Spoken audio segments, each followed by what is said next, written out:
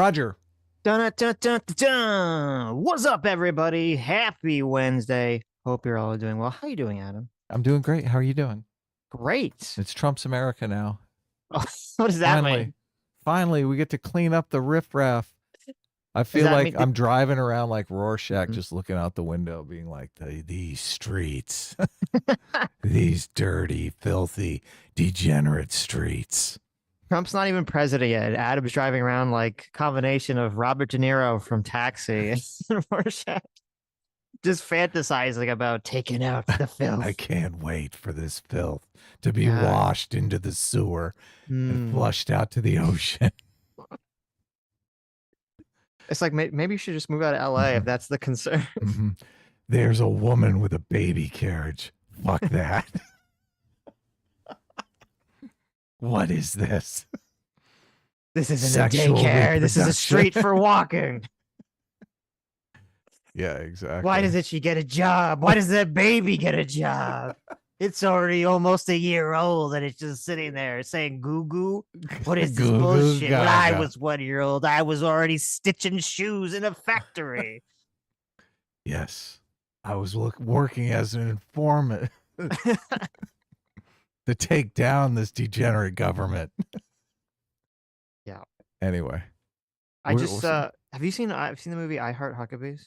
hell yeah, of course. Isn't it great? Did you rewatch it? Look, you're in girlfriend mode, so you're like I showed it rewatching the I all of showed it. it to Sammy, That's yes. exactly, yeah. Yes. Look at this. She Get to she didn't like it. She didn't like it. you get to see like how close your aesthetics match, Right. right? Turns out they don't match at all. Have you got out your Weird Al Yankovic collection I yet? already know about no, I already know that You I already know already about her weird health. Okay. I just well, know I look. brought up because I was thinking of I don't know if you remember that part where Hmm. oh my god, what's the It's actor's been name? forever since I've seen it, so but Mark Wahlberg is in Mark it, who's Wahlberg. super Yeah, funny. he's like Yeah. breaking up with or his wife's breaking up with him, and she's taking the kid away, and Hmm. he's like because he's going through like his spiritual journey, and Right. he's like, look, he's like, come here, daughter, look, you see mommy's shoes? Like your mommy buys shoes in Indonesia where little girls your age spend their whole lives in dark factories using their little fingers to stitch shoes together.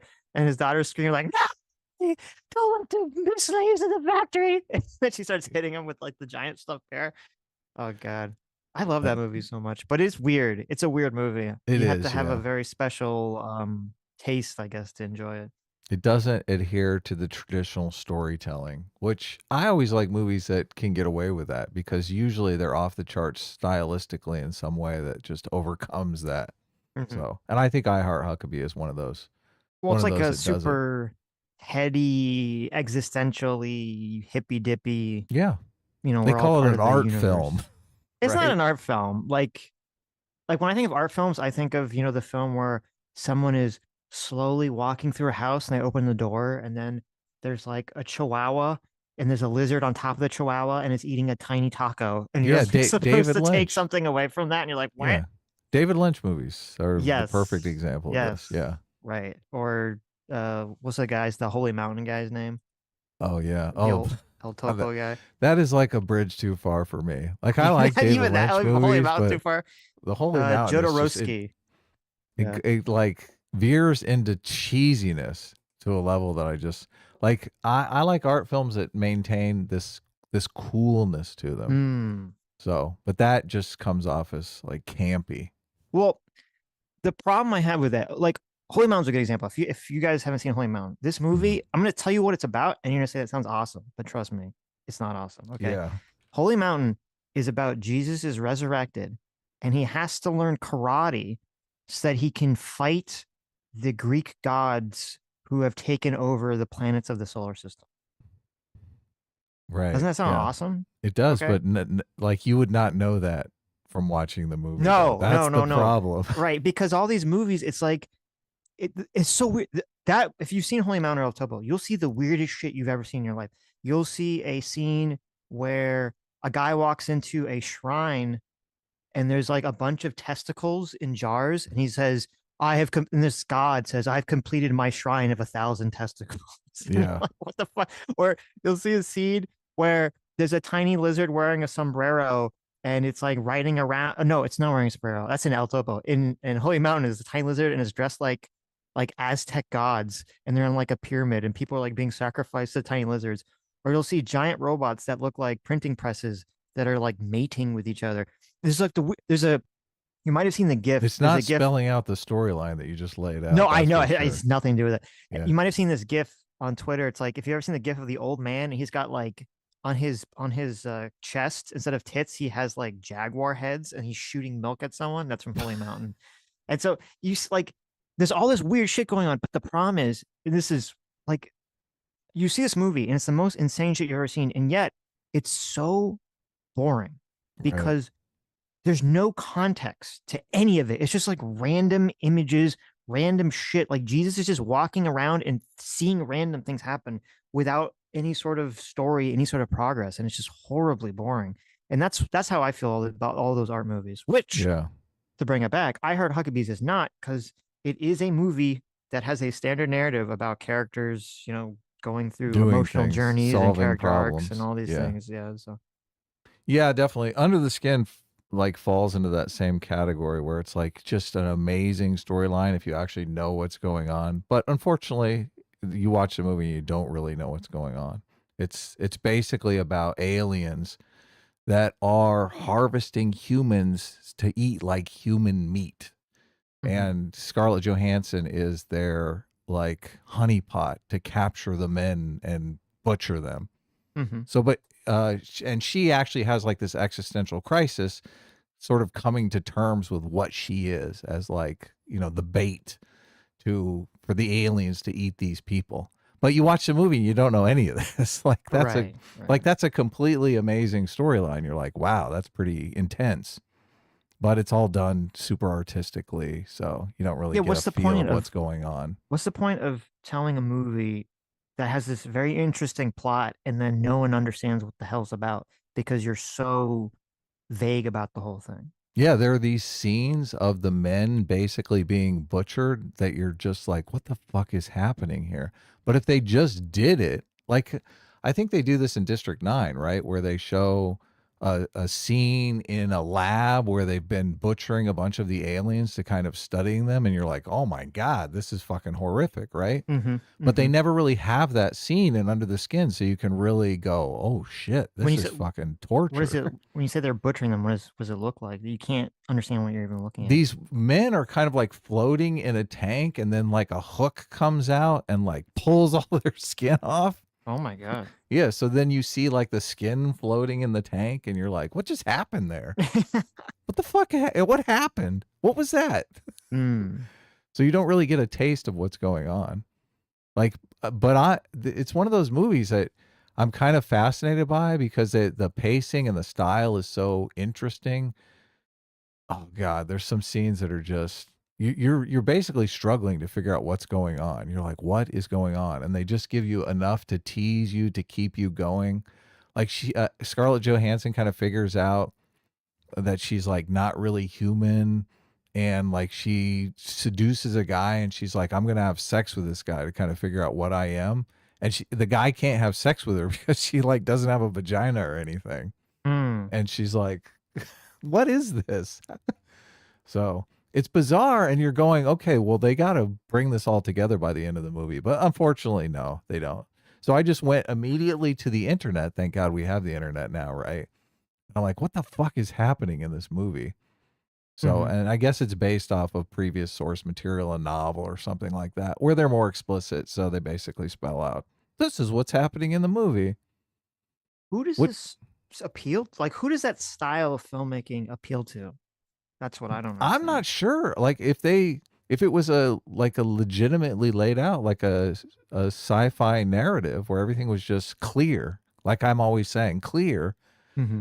The unclear stuff is your enemy in storytelling. Unless of course you're one of these art people who I mean they do gain some sort of following. They'll never gain mainstream acceptance just because most people, they want to know what's going on in the movie. Right. Like, don't torture them, right? Just Ain't let them nobody know got what's time going for on. that. I think this was kind of what Joker 2 slipped into a bit. Mm-hmm. So, but I didn't see it. I don't think you saw it. I never So, saw it. yeah. No. I I think it's guess actually going to come on streaming soon. so maybe we will see it. Maybe we'll see it. But Yeah. yes. So our Well, our comic is completely clear, and I continually said this while Sitch and I were working on it. You know, you got to have a tangible goal, right? yes, yes. Tangible goal. People want to know what the hell is going on. No, Doesn't you need can to be a have like mystery. there can be mystery in terms of the plot or the world, but it has to you have to start feeding information throughout it to make it pretty, to draw people along. And then obviously there should be a satisfying answer Yeah. when you get to the end. And I feel like a lot of these art movies, it's just like there's some interesting idea and they just take like a random in media res slice of something without really explaining it. And you're like, well, how was anyone supposed to figure any of this shit out?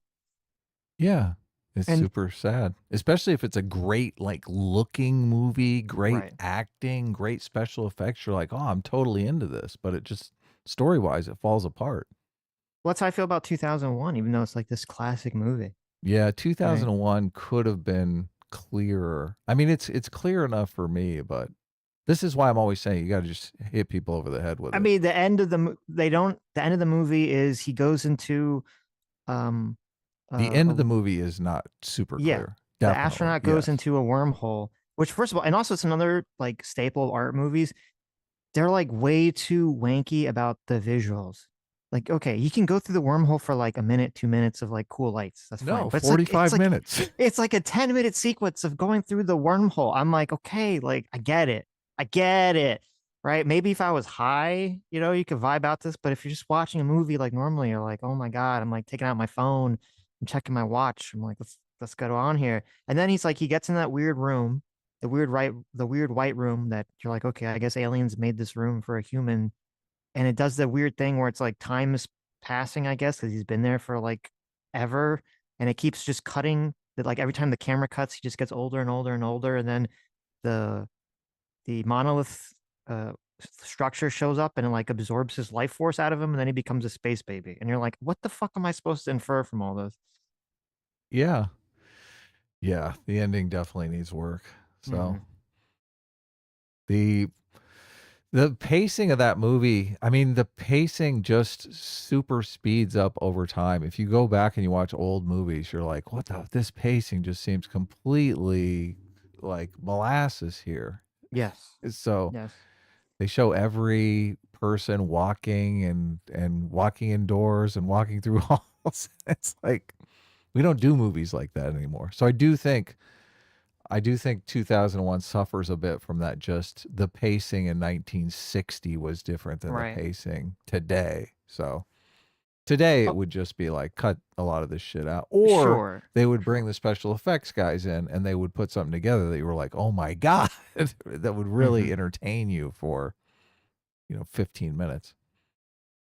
It's interesting because people they talk about like, yeah, if you watch old movies, the pacing is so much slower. Old TV shows too, the pacing is so much slower. And people complain that like this shows that because of our phones, because of TikTok, because of internet, because of all this stuff, that our attention spans have gotten less and less and less, which I think that's like kind I of don't true. think that's true. I Yeah. well, I think it's like partially obviously our attention spans, I feel my attention span has gotten less because of phones and all this other stuff. So I assume it's true I for think most the people. language of filmmaking has evolved. Well, that was my other point I was going to say is that even though I think that the attention span thing is kind of true, I do think that filmmaking, in terms of people being able to receive information quicker because they look at a scene and the scene is constructed in a way, there's certain tropes, there's certain ideas, certain visual imagery, certain sounds, and like we just get it so much quicker because we're used to watching movies and seeing all this stuff our whole lives. You don't need to have we don't need to have the scene of the person walking out of their house to get in their car to get to the next see. Like we understand they exit the house and the next shot they're at the restaurant. Like we understand that they got there. We don't need to Yeah, literally see it. exactly, exactly. Do you ever like talk to your neighbor or someone when you're out and about and you want to speed them up to 1.75? You're like, what the fuck, dude? Like, I get it. Okay, get to the point. Well, that's what I was wondering too, because now, like, we're in this whole new era of things being sped up. Now that people listen to so much content so that they can do other things while they're listening. And then on top of that, they listen to the content sped up now. Yes, yes. It's like, Everyone sounds slow and drunk. Yes. Yeah. In real life, you're like, oh my God, everyone's terrible. I'm wondering if that's going to be a trend. Like the next generation, they're going to watch movies at like 1.5, 1.75 speed. Yeah. And we're going to be like, oh my God, how are you watching movies this quick? This is terrible. I'm at the doctor's office. I'm like, Doc, fucking speed it up a bit. I need to get through this. My thing, unfortunately, my thing crashed, so I missed it. But Sam left some message about I Heart Huckabees, and she was like, "Oh, I didn't dislike it, but I was waiting for the explosions and robots to come and start fighting." Oh man, She's a you're big, so lucky. she's a big You're so Transformers lucky to have a fan. girl So who likes the explosions. I suppose that's true. That's true. Yeah. It's good taste. You can, JMac, our Circle Far, thanks so much for the $50. Thank you, JMac. Says Sitch and Adam trading cards. Does this mean the next project is a Sitch and Adam trading card game? My Adam MMT deck control deck is going to be unstoppable. Or maybe I should build a Sammy Agent of Chaos deck. I have to take this seriously. Deck building is no is this joke. a possibility? Like, could it double as a trading card and some sort of game piece for a future game? That's an interesting Uh, idea. I So, mean, we'd have to do something different to make it a game. It's not really, it's just, they're just cards. It's not a game right now. So, yeah, no, obviously, but I mean, we really haven't done anything. So, and we mhm. promised 2 trading cards with the campaign. So, Mm. if we're gonna do Sitch and Atom art, that's easy because I have tons of Sitch and Atom art already. And I looked up kind of the idea behind a trading card is it some could be some scene from the book or whatever, some meaningful scene. So Hmm. we can put that on the front of the trading card and then whatever on the back. But the back could have some sort of game dynamics, I guess. I don't how do you play these card games, Such? You're the expert on those. Yeah, no, we'd have to come. I'd have to come up with something. So Let's do it. Wouldn't that be okay, great if it that would doubled be as a cool. That'd be cool. some sort of game? Well, I don't think we could do it with the two that you're sending out now, Why but not? because it would take way too much time. You want to get these out soon. To come up with an entire. First of all, you'd only have two cards, and then so to come up with an entire game. Well, can't you just kind of copy paste the ideas from one of these other popular card No, games? boo! You can't listen. You can't. You Why? thief! Come on, what are you talking about? No, you change them a bit though. No, It's not like a you're influenced by them. It's a I homage. actually It's not a copy paste. I'm kind of pissed off. When I was younger, I actually invented my own card game with a playing card deck, but I don't We'll really just remember use the that. rules. I don't remember the rules very much. I'd have to go try to dig Hmm. deep into the recesses of my mind to pull those out. Well, we'll only have 2 cards, so I don't know how There you go. you can't really make a deck out of it or anything. But look, we might do future trading cards. Like if we do a second campaign, we'll do more trading cards. Right. So, Right. and if people like it, maybe we'll do more trading cards. I There you don't go. Look, know. JMac for $20. Thanks so much. Says after the release of my tabletop RPG, put me to work on a licensed trading card game. Put me in, coach. There you go. I like the Definitely. sound of Look, that. give us some ideas for these 2 trading cards. Right. I got to get them done in the next week or so. So I'm going to Uh, get books. I'll have books in a couple of weeks, but I'm only going to have a few books that they're mailing ahead. And then the books are on a ship that's going to take 6 to 8 weeks to get to me from China where they're printing them. hmm. So we'll be selling books while they're on a ship Uh, headed here. Well, speaking of the cards, M8566 for $2 says, I need a robot Hitler trading card for reasons. Oh, okay. Look, I guess I should have asked specifically for Robot Hitler. I just said other characters. Right. Well, But we speaking of do robot Hitler, have well we what do were you gonna have say? well we do have like Robot Hitler is in the book, but we do have there's like a super funny character that runs like a AA style meeting, but when he points at people, they do evil acts. So he has to avoid pointing at people. Like there's a bunch of interesting characters already in the book, so we could use any of those characters as Right. well for trading cards. Hmm. Right. But well, speaking of Hitler, I'm gonna read it as a super chat, but we can watch this clip of Myron going down the Oh path yeah, of that's a good Hitler. oh, I see the segue that you did You there. see the segue? Yeah. Nice. Speaking of Right. robot Hitler, here's Yeah. Actually, Myron we'll just Hitler. watch it now. Yeah. So we're at the 3 second mark because he says the N word right in the beginning. Mm-hmm. So we want to skip that. So I'll just read it. So I don't know what podcast this is on. I guess it's on Fresh and Fit. Myron Gaines is here, and he's going full Nazi. Apparently, going full Nazi. Beginning of this says Hitler was right about you N words. You come to a country and you push pornography. So he's going on the Kanye path. He's talking about how much he loves Hitler. Now, I Wow. want you guys, if you're actually watching and not just listening, I want you to look at his face because this is my impression. Okay. I feel like this is a grift. I feel like Myron is just trying to make money off of Groypers because I'm looking at his face. And you know, when someone's like talking and they're saying something that's very angry or very emotional, when you look at their face, you just don't see it on the face and it makes you think it's fake. Mm-hmm. Yeah. You know what I'm talking about? Yeah, definitely. Definitely. They don't have that same kind of energy that you get when you are legitimately triggered. Right. Yes. Right. Yeah. Exactly. They kind of have like that They're blank, dialing it in. like it's kind of like a somewhat blank expression. You're like, So okay, so we'll play this clip. You guys look at his. I mean, you hear obviously the insane shit he's saying, but look at his face. Tell me if you get the same impression I do that this is just all a grift for money. Yeah.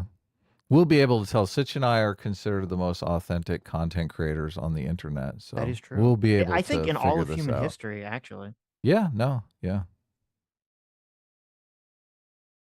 Oh, I guess I should tell you. you should give me a 3, 2, 1 here.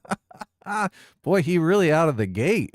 Right. Make sure you Just, go back to 3 seconds instead of the beginning. So I know. Yeah. Here. okay. Okay. Ready? Yeah. 3, 2, 1, go. Okay. Wait a second here. Its sound is not coming through. Oh, okay. Let me fix that. It drops an F slur right in the beginning. I noticed that. I was like, what? What? Yeah. Let's see if I got some sound. You now. push the fuck. Okay, there we go. Oh my god. Are we? I guess I hear this on other people's channels now. So hopefully, what's that kid that got us in trouble for the F slur? Surfs, I think it was.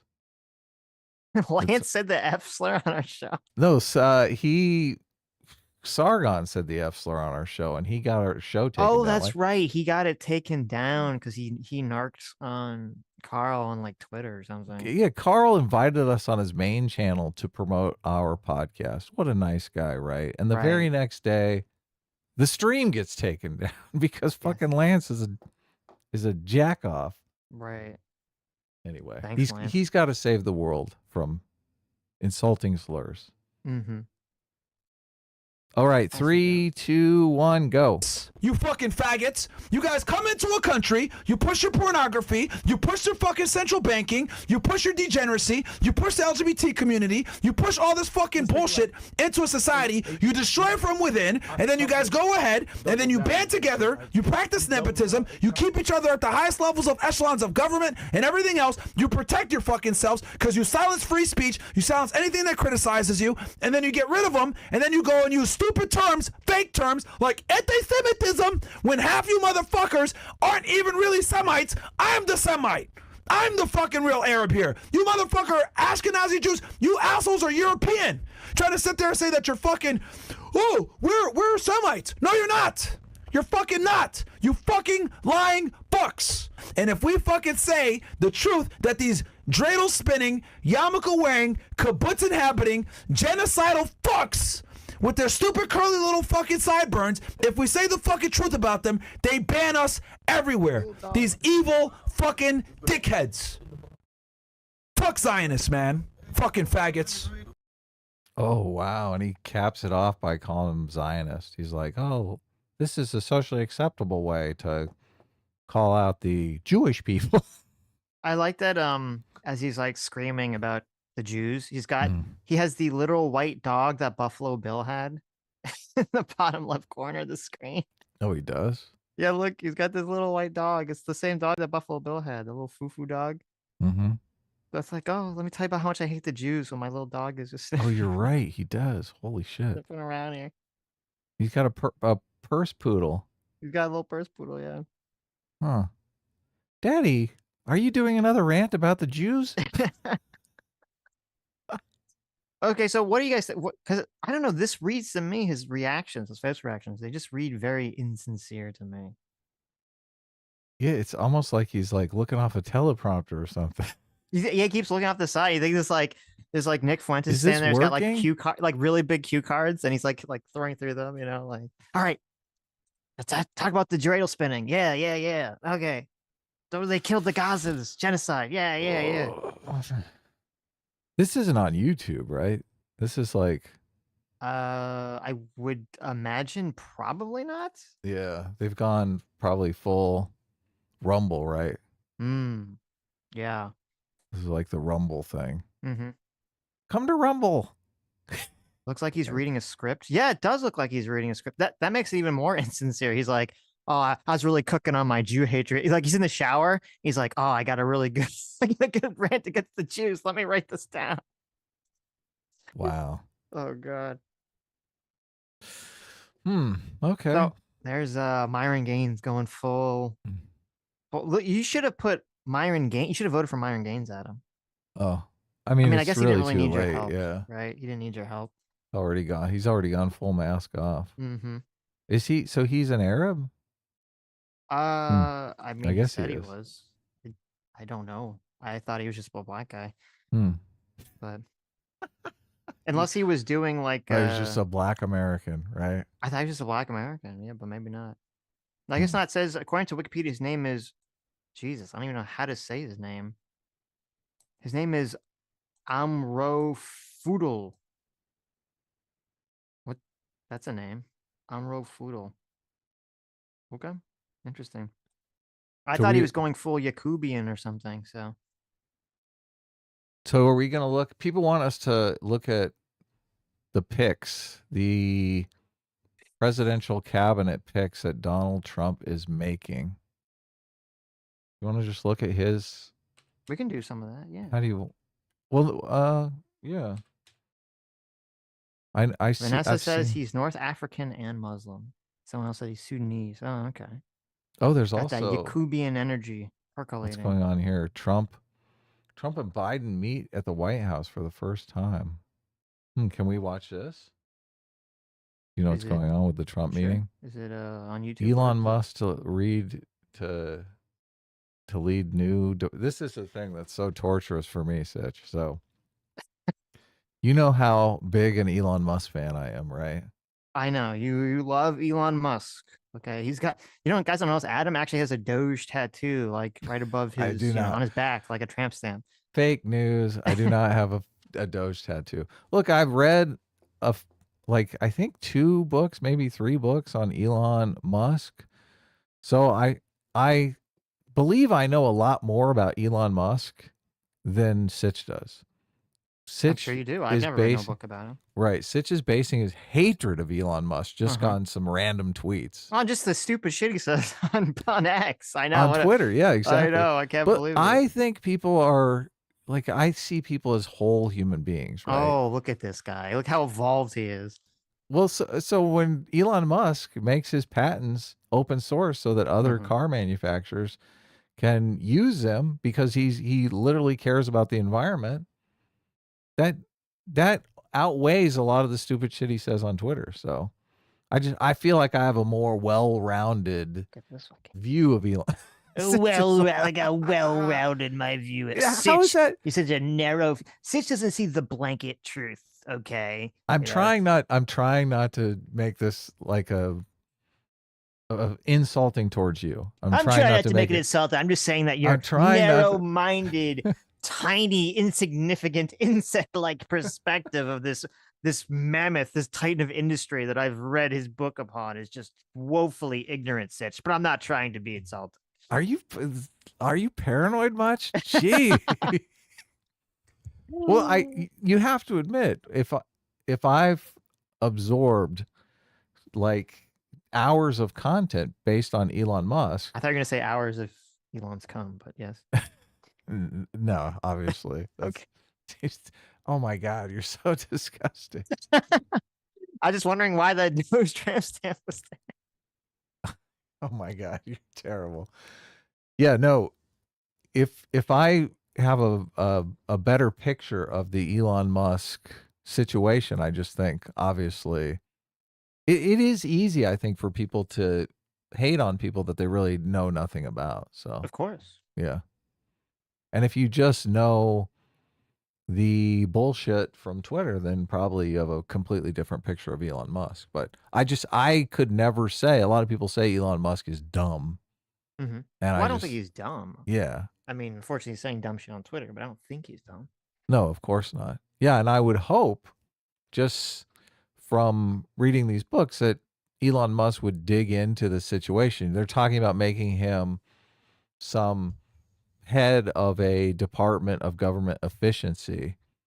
And I would think that Elon Musk is smart enough, just from the other material that I've read, that he would see something like a government institution designed to monitor, say, nuclear waste. And he would be like, oh, yeah, that's something we need, right? That's something that should be done right and efficiently. Like, he would take that seriously. He wouldn't just say, oh, this is superfluous. We don't need this institution, right? Hmm. Yeah. But Vivek, on the other hand, I maybe I should read some book about Vivek, because Vivek, I just think he's just gonna gut that institution, right? Nuclear waste, let the private sector deal with it. Yeah, you guys, like, it was like 11:30 at night, and Adam just sends me this DM, and it's like, where is it? It's like, Vivek is in the Office of Government Efficiency, barf emoji. I literally put that in the chat at the very beginning of the Oh, chat. okay, So yeah, like 11:30 at night. I'm like, what is it's important? no What is what is Adam texting me about? Oh, it's no okay. secret. It's no secret. Terrible. Yeah. I went back and I looked at that debate, just because I was like, did I imagine this debate, what, between David Sachs and Vivek, where they were mortal enemies? Now they seem like they're dating, like they're in love with one another. Hmm. But yes, no, they were. And David Sachs even complained about that. If memory serves, David Sachs complained about Vivek on the All In podcast after that debate, saying, oh, yeah, I just had this crazy debate. Like, that was his first introduction to Vivek, debating him on Hmm. whether or not the people at Silicon Valley Bank should be bailed out or not. It's People were posting. I don't know where the fuck they got it. Someone got Vivek in 2003. Mm-hmm. Okay, when he was 18, he gave his high school graduation speech, Mm-hmm. and it's so weird because he sounds like the exact same. Like his mannerisms, the way he speaks, there's like no change. It's kind of creepy. You're like, was he like a government experiment? Like, what's happening here? Hmm. I want to see this meeting with the president, just to see the I don't cringe, I right? don't think Meeting there's the just like meeting a the 1 minute fascist. clip of it. I don't think there's a public Oh, it's meeting not about out it. there. I don't think there will be. It's a private meeting. What are you talking about? They usually let the cameras into. Here, we'll pull the clip out of the. Well, this is super long, so I guess read a super chat or The something most while I. important thing is that right now, the Mhm. White House, I mean, the House is convening hearings on UFOs. Okay. Well, So that we is gotta get the important. bottom. Yeah. But So we gotta get the bottom we line. would already know because Trump has been president before. So Ooh, that's true. true. Grassroots Hegemon for $20 says Mike Huckabee doesn't give a and did fiddler's not final fuck about Israel, so his settlement denialism is really disturbing foreign policy wise.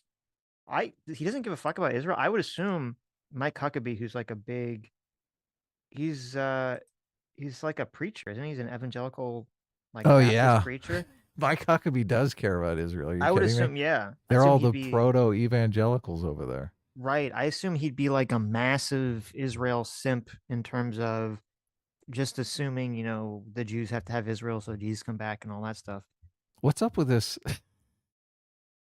My God, this CBS? I guess this Mhm. CBS host has a like the lowest cut collar I've seen It's almost like she's advertising for OnlyFans here. Oh, look at that. Nice. Doesn't she know this is Trump's America now? I listen. That's why she's wearing it. Okay? That's indecency. right. The I like DOJ it. is going to be We investigating you need pretty soon. more. Listen, we need more. Okay. You need like more this. of that? We need more of that, right? Okay. But no, I mean in terms of like how that, how Mike Huckabee's own personal policy or his own personal views of Israel, since he's such a big Israel simp, and I'm assuming he's a very big settler proponent and all that stuff. I mean, it's not really going to have an impact on actual. It shouldn't really have an impact on like governmental policy. Ambassadors don't really have a massive impact on. I don't think they do have a massive impact on like policy decisions. So, unless you're Victoria Nuland talking to Jeffrey, whatever his name is, Jeffrey Sachs? Jeffrey Piat, that was the ambassador. That phone call, the Victoria Nuland phone call, is Victoria Nuland talking to the ambassador of Ukraine. So, all right. Lucy Lemonbug sent in a clip here. I don't know what it is, but we'll watch this after we watch the clip on. Oh, look, it's a couple clips here. Thank you, Lucy. You should send these to Sitch as well. So, what was that clip of? I just sent it to you. It's a clip from the meeting, the big meeting. Ooh, okay. Maybe we should just watch from Twitter. Who knows? This Well, no, I 15-second clip? already have it in the. I don't know if they show it. Mm-hmm. We'll see what this. We'll compare what this the lamestream media is reporting, Okay. and what Twitter is reporting, right? Because it's completely different. There's the two clips. The other one is already in the watch together. So here we go. The two presidents shaking hands. Looking forward to having like we said, smooth transition. Do everything we can to make sure you're accommodated, what you need. And we're going to get a chance to talk about some of that today. So good. Welcome Thank you back. very much. And thank you. He just welcomed fucking Hitler into the Oval Office. I can't believe this. Can you imagine if we did this on the shores of Normandy? Oh, just welcome. Come on in, guys. How are you going to feel if Trump's first day in office, he pardons Hunter Biden? Me? Yeah. Ecstatic. Are you kidding me? That's what I want. I want unity. That Joe Biden intentionally picked Harris to sabotage the DNC's chances for Trump. No, listen. This is amazing. This is amazing.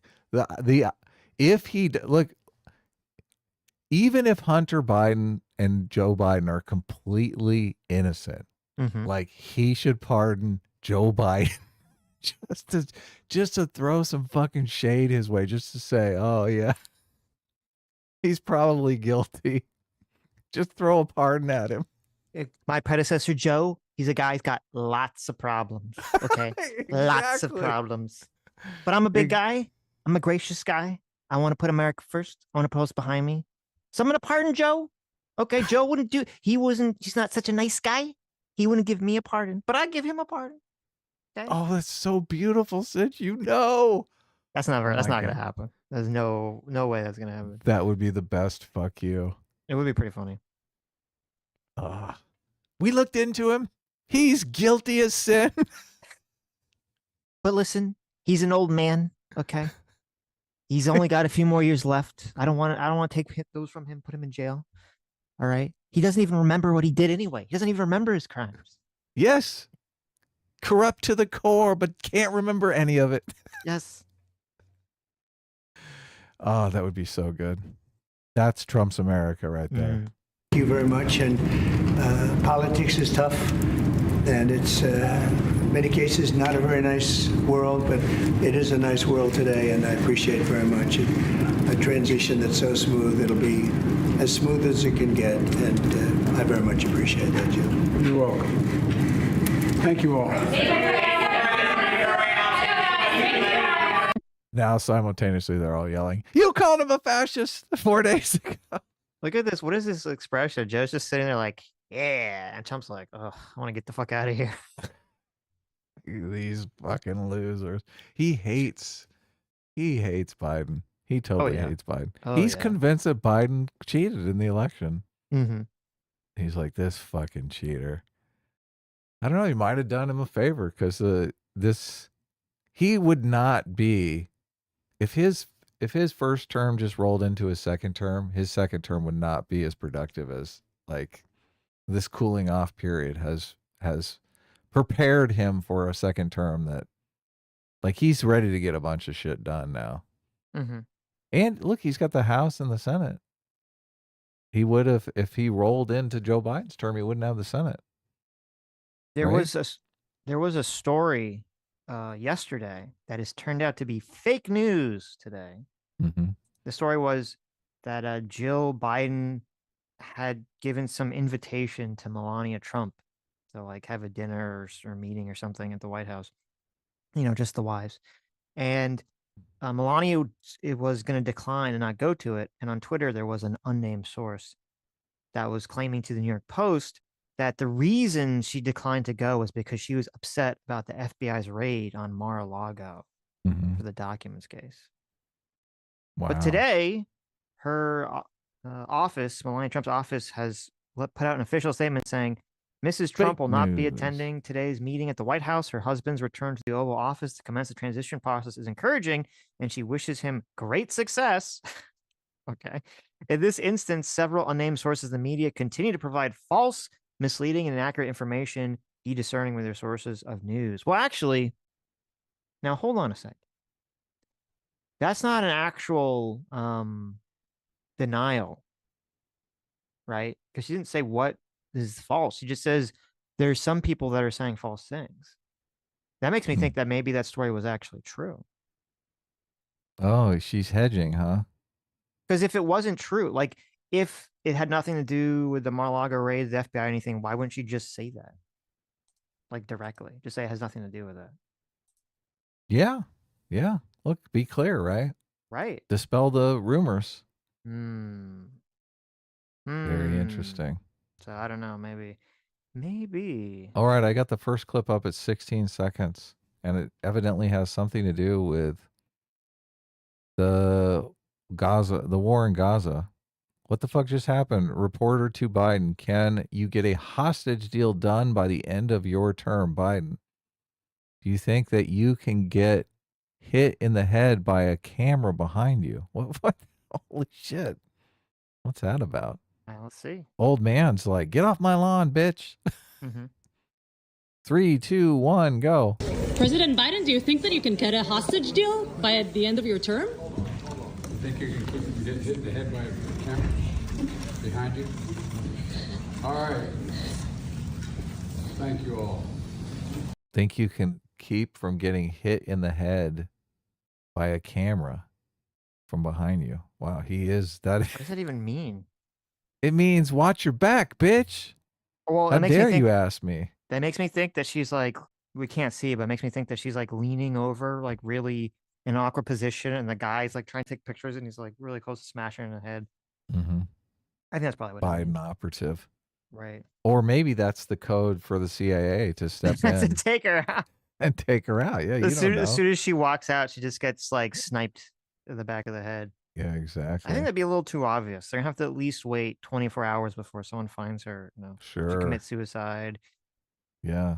Right, by somehow crushing her own body and neck. It was a mugging gone bad Mm-hmm. on the streets of Washington, D.C. Okay, I got the second clip up. It's 1 minute and 6 seconds, and this looks closer to what we saw on the news feed. Maybe it's got better audio. Let's hope. Ready? 3, 2, 1, go.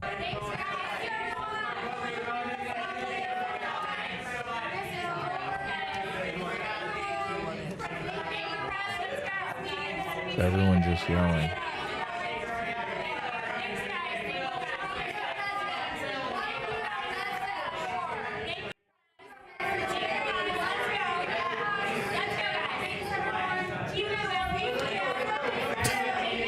What's going on? Okay. All the sound coming. Yeah. I tried to crank it up a bit. Oh, I guess they're just hurting him out. Yeah, it's just everyone's screaming questions, and Biden's press people are trying to like get them to leave. And they won't leave. Always screaming their questions. Yeah, it's so. This is just so bizarre. Mm-hmm. I guess it's just the Trump is a fascist stuff. They just couldn't imagine that it would not win the election. So it makes the Democrats look completely delusional Mm-hmm. to go from Trump is a fascist, Trump is like democracy is on the line, this is it, it's over, to we just want to see a peaceful transfer of power to you, the next Adolf Hitler. It doesn't. Doesn't really sit well. Yeah, Doesn't it make makes sense the to you? Democrat. It makes the Democrats look dumb. Mm. It makes the Democrats look dishonest, But what are they supposed to inauthentic. do? They're not supposed to be like, we're not going to let Donald Trump even enter the White House till the day that he's elected. Like, what are they supposed to do? How would you handle? There's no other way to handle the situation, right? How about just not run on Donald Trump as a fascist? Well, listen, that's already in the past. Okay, Mhm. why are you bringing up old stuff? You got to look to the future, Adam. You gotta Not move be as forward. short-sighted. Like actually, and this goes back to. I mean, a lot of people's beef with Donald Trump is they feel like on January 6th he didn't put the needs of the country above his own personal needs. Well, Right. I think that same charge can apply to Democrats. Democrats should say, you know, we're going to fight a hard fight in this election, but we could lose. And if we lose, it's not a good idea to have half the country believing a fascist is in office. So maybe we should not promote that narrative just so that we can stay in power, just so that we can win an Why would they say election. that though? Why would Like they they're say just that trying to to win. They're themselves? not. They're trying to win the race, right? Why would they say that?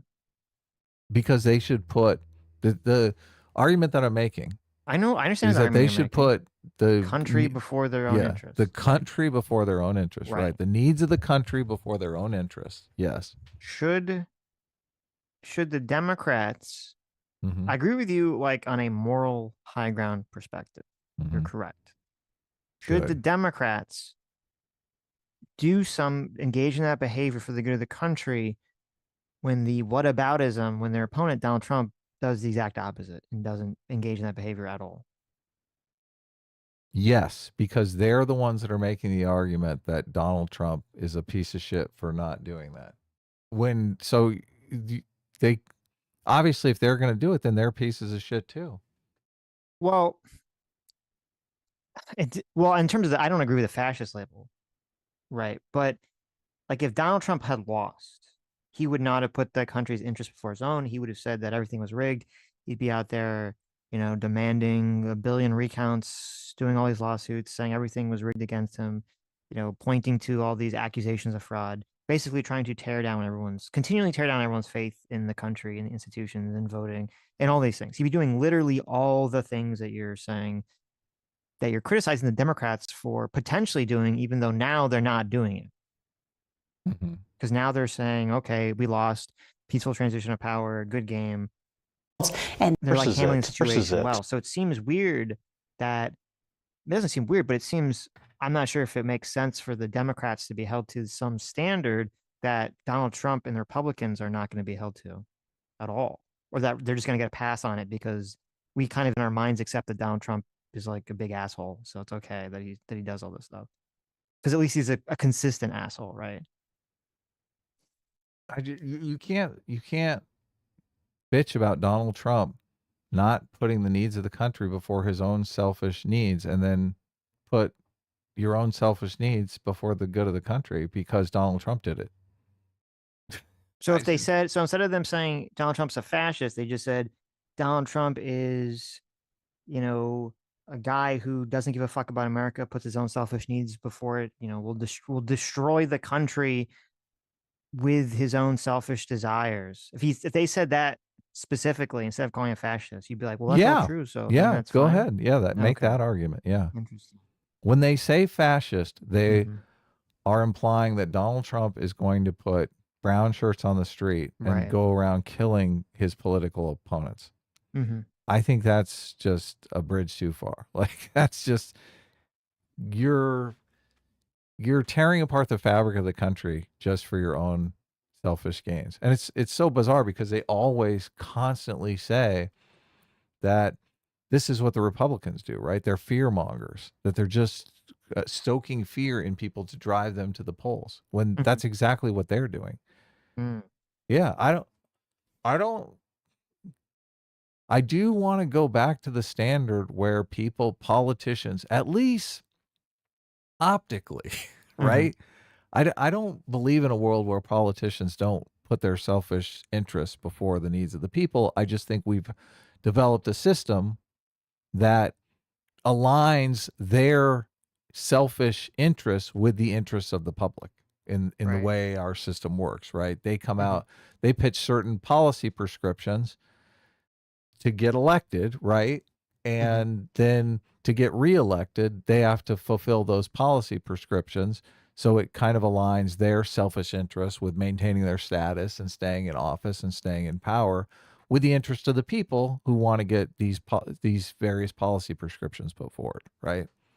I think that's the system that exists. So I do think ultimately politicians are going to have some sort of selfishness, but at least optically, we can say we can kind of force them to this higher moral standard where they're going to say, "Oh, I'm magnanimous. Obviously, I'm going to put the good of the people before my own good, right? Mhm. I'm not just interested in getting reelected. I care about you, the people, right?" Sure. I mean, I agree with all that. That'd be nice. But this is what we talked about the other day, where I said this is why people say that Donald Trump is this, this extra, the super divisive president. It's because he kind of destroyed a lot of these cultural, social norms you're talking about regarding people who run for president. Yeah, yeah. Okay. Um so it's all Donald Trump's fault.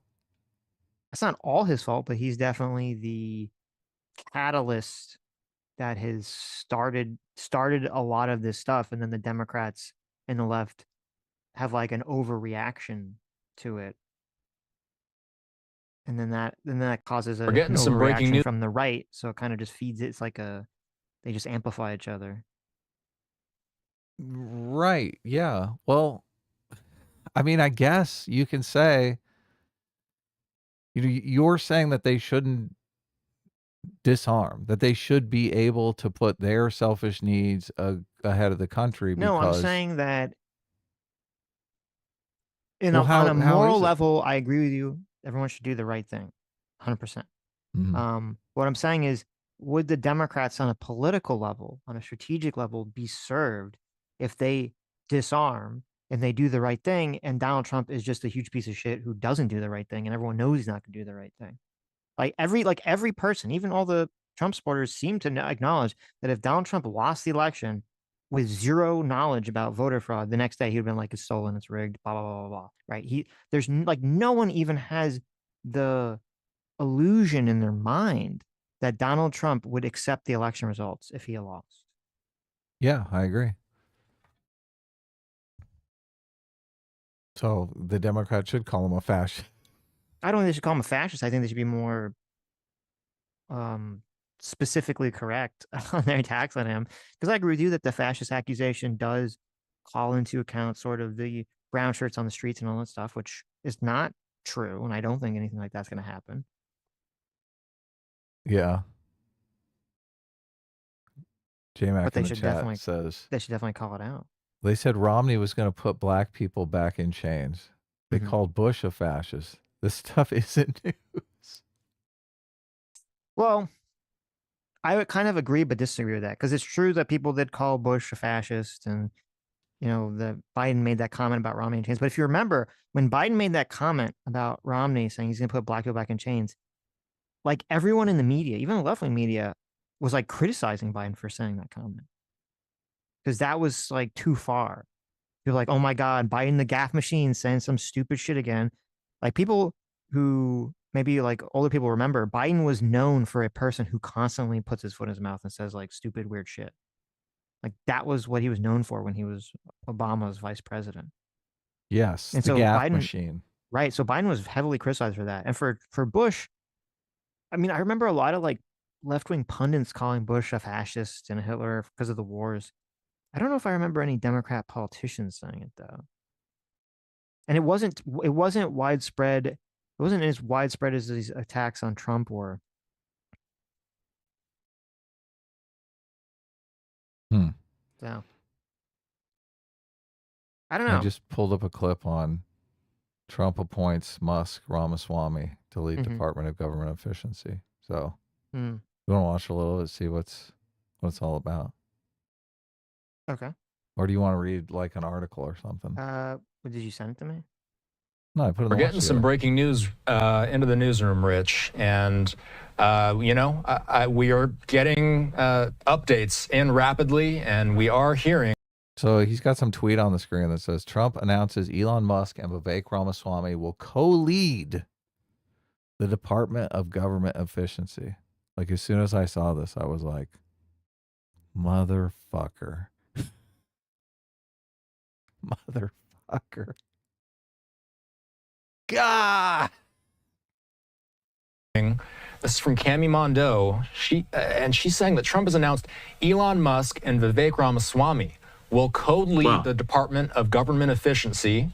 You see, that spells out Doge. Rich, and there we go. We have a statement from the Trump staff, and I'll read this out.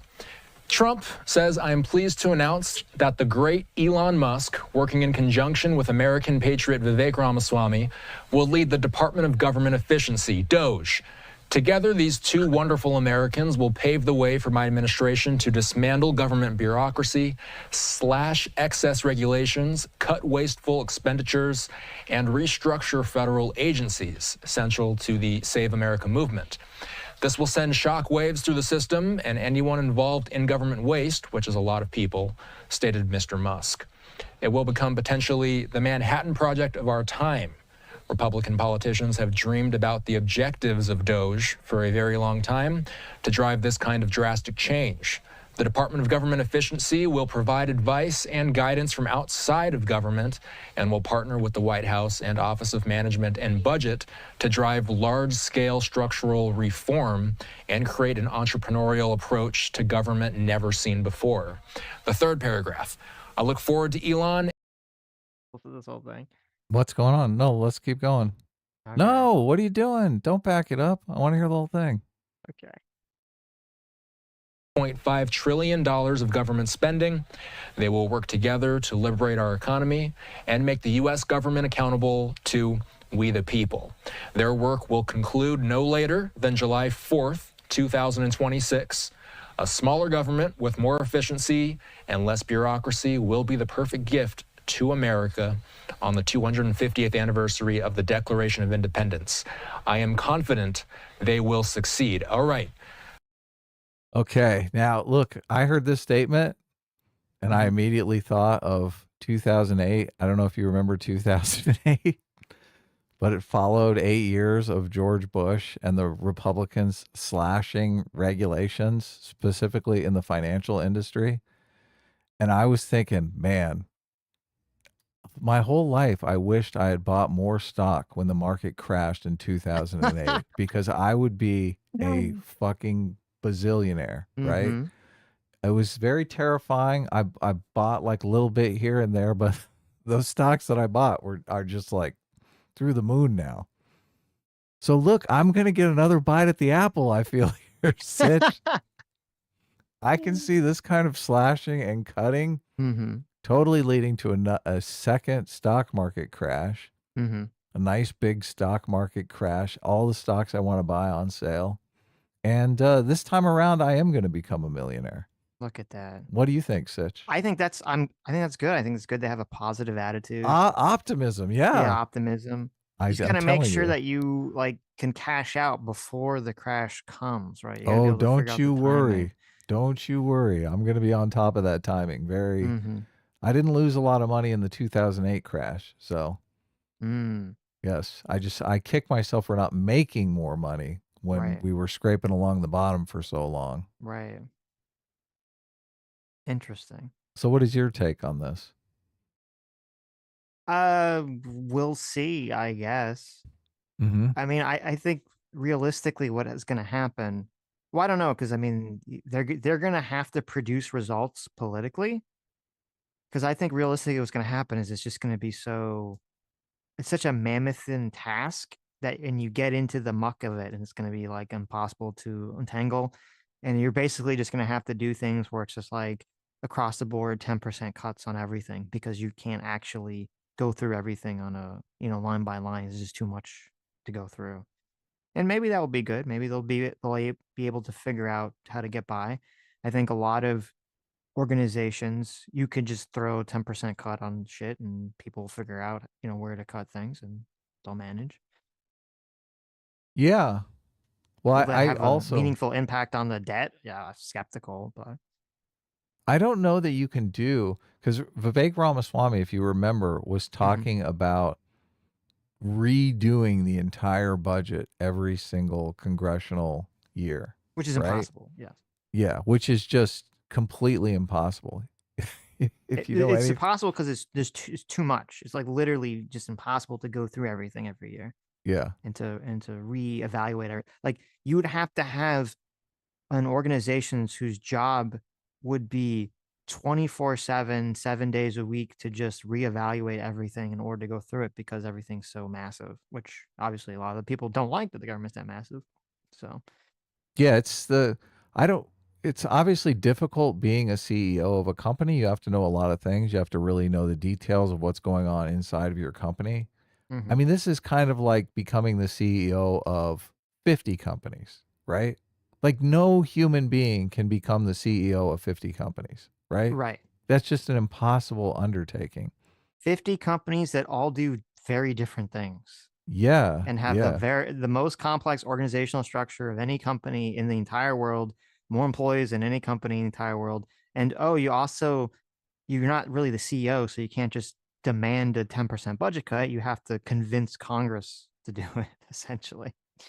yeah. So, Well, I do like Elon Musk. I've heard him say some things about this where mhm. he's basically claiming this is such a target-rich environment. They can just look into any Right. And institution just find and fat anywhere find to cut. lots of waste. Yeah, lots of waste. I read uh, Clarence Thomas's book. I don't know if you Mhm. remember that. And Clarence Thomas was talking about going into, I can't remember the organization that they gave him, Mhm. but it's so funny because he's giving his experience going from the private sector to the government sector, and every time he does this, it's like the private sector, it's basically like everybody has a nice office and they don't really do a lot. And then the government sector, it's like everybody has like 10 jobs and no money. Yeah, yeah. Right. So it's completely opposite Right. of what you would think, what normal What the people think is the stereotype is. situation. Yeah. Yeah, the Right. stereotype of the situation. Yeah. Right. So, and I also, thinking about this, you're talking about the private sector, and a lot of people have this, I think you could even call it a delusion that the private sector is somehow efficient. I mean, the whole idea behind it's, like there's several popular movies. I think Dilbert obviously plays into this. Is that the private sector, the corporate sector, is brimming with inefficiency, right? Right. Yeah. Yeah. So, Sure. Well, I but mean, I've worked at jobs. I'm sure everyone knows people, they either themselves or knows people that have worked at jobs where you're like, this is the most retardedly inefficiently set up company or situation. And there's just a lot of people basically grifting right, through their job. So I I never have worked in government, so I don't have like a baseline comparison, but I have faith in Elon Musk. Elon hmm Musk lays out an algorithm for production in his book. And one of the first things in the algorithm is to basically question every process. Like you have to understand every process. Like a lot of processes are just inherited, but really don't serve any purpose or never served any purpose or have outlived the purpose that they once served. So what a Elon Musk, liberal. Yeah, look, Elon Musk has a very question everything attitude, which I think Mhm. is good, right? If Yeah. Elon Musk is going into these institutions and saying, why is this way? Could it be better? Could we improve it? I think Elon Musk does have an eye for efficiency. I I think Vivek Ramaswamy is ideologically possessed. I don't think Yes. he has a question everything mentality. I think he Mhm. has a government bad mentality. No need to question anything. So the pairing of these two is just so bizarre to me. It is. So I think this is an interesting storyline to follow Well, because I just mhm. go ahead. Will What be is your interesting to see response? if there is some clash between the two of them because they get paired up because people go, "Oh, Elon's smart, Vivek's smart, so just put them together." But you're right. I mean, I think that I agree with you. They have very different worldviews and how to process this stuff. I know Vivek has a business background, but obviously it's nowhere near as extensive as Elon's business background. No, he's a And lightweight by comparison. right, right. But I do, you did say something that, and if Elon said this, I do agree with that. I think it's a good idea, and actually, I would think Elon could fix some stuff. Is if the idea is, well, there's so much fat that I can just start randomly, or it wouldn't be random, but I would just start pointing at places instead of doing like to do an entire overview of the government and the budget. That's like impossible. You just have to choose little sectors one at a time and start going through them.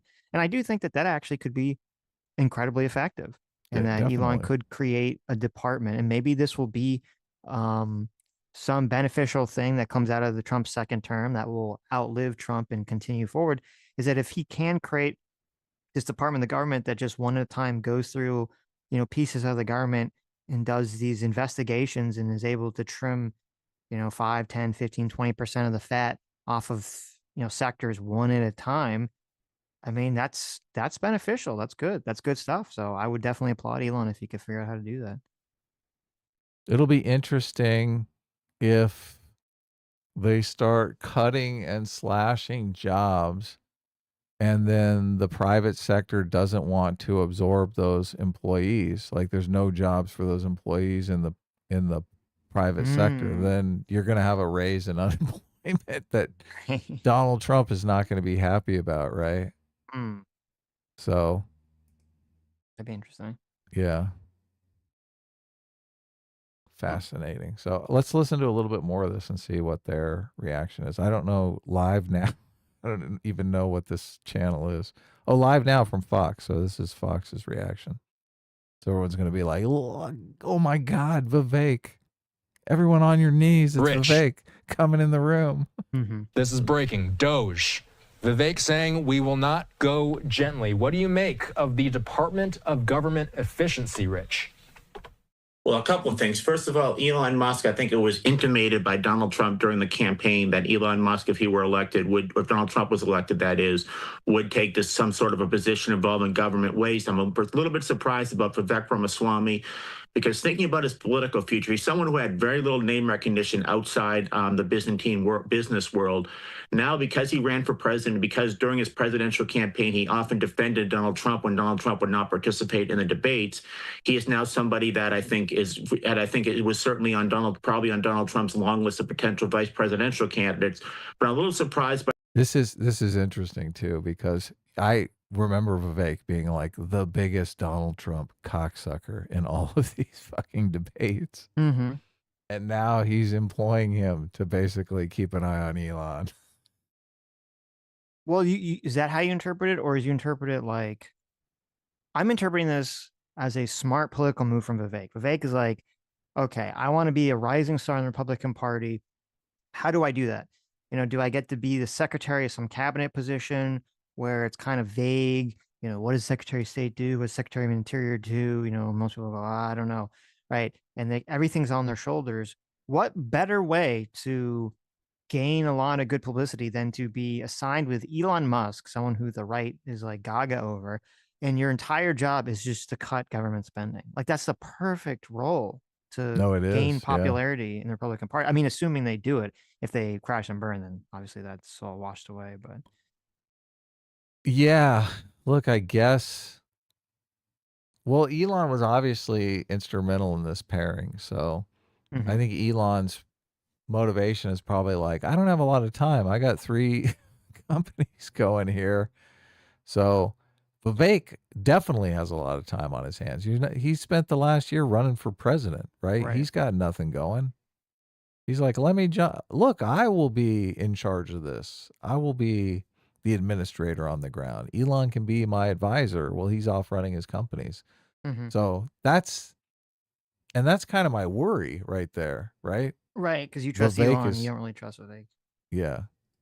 Elon's going to have 10, it's going to be 5% of this thing, and Vivek is going to be 95% of it just because of the time constraints. Mm-hmm. Oh my God. It's so funny how Elon talks about how there's, I don't know, 3,000 government agencies or something. And he's like, we need to cap it at 99. I don't even know what I don't know what the government agencies do, but it's just bizarre that when you go from, we need to cap it at 99 to, well, Doge obviously has to be one of them because it's a new government agency, is it not? 3001. Mm-hmm. By this because I saw other openings for Vivek Ramaswamy. One of them would have been if the current governor, Mike DeWine, were. Okay, I don't know how much more we need to hear from them. Maybe we should just, I'm sure people are reacting to this in the chat, so. Right. Well, there's a clip I wanted to show you. It's like a minute. It's kind of funny. Okay. I saw this morning here. Getting back to Our good friend Sam Cedar. So Sam Cedar was off. He's kind of come back, so he's reacting to Donald Trump winning today and yesterday. This is what he says today. This is a video they uploaded today. Play like a minute of this. This is Sam Cedar reacting to it? Yes. He was sort of off air when Trump won everything. So the title is Conservative Democrat Struggles Blaming Trump Win on Woke Medicare for All. Okay. times. Let's just go with whether you win or not. Then we can make assessments about the policies. But the idea that political correctness played a role in this, I will tell you, to the extent that political correctness played a role in this, it is simply a way of people expressing and being able to do the mental gymnastics that are necessary for their uncomfortability with a woman or a black person as president. Oh my God. That literally is political correctness. Oh God. Isn't it ironic? It's so He's funny. like, it didn't have anything to do with political correctness. But Right. you're a sexist racist if you didn't vote for my candidate. Mm-hmm. It's so political correctness is basically just another term for wokeness. So What was the original term for wokeness? yes, yeah, totally. But this is funny because I hear a lot of people, a lot of these progressives are saying, look, this whole campaign, there was nothing woke about it. This was a post-woke campaign. Mm-hmm. The clip we watched yesterday, Crystal was saying that. Crystal Ball was saying that. And Right. I don't know how. Literally, the only reason Kamala Harris was the candidate was because of political correctness. Nobody Right. wanted to tell a black woman, you're not that great, right? Mm-hmm. Josh Shapiro, the white guy, Gavin Newsom, the white guy, might be a better pick. Right. So the whole campaign is predicated on wokeness. You're correct. This is not to say that Kamala Harris was the optimal candidate. It's not to say. Look, the irony. Oh my God, Sitch, I'm going to fucking die here. I'm going to fucking die. I'm going to fucking die. This really shows, I think this election, this is all good signs because you have a lot of people on the mainstream media talking about how wokeness definitely hurt Harris. And you have a lot of people in woke media that are crying about it, saying, no, no, no, no, no, no, no, no. Don't look at the man behind the curtain. It's not wokeness. It's not wokeness. It's not wokeness. And yet there's also a calculation here, which should be pretty important, where you have Harris, she picked Tim Walz. Tim Walz was a candidate that all the woke people liked, that all the economic populist people liked. And yet they still didn't come out and really support her that heavily. They still, because of, Israel and because of Gaza, because of other issues, they still were like really soft on supporting Harris.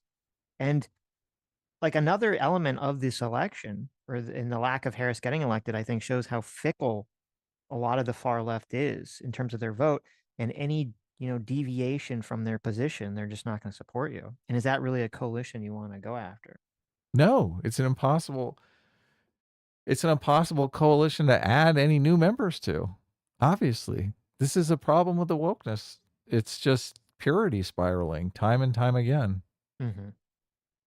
So, like, oh God, I can't believe this. He's like, it's not to say she was, I mean, let's face it, she was a terrible candidate, but she was a black woman.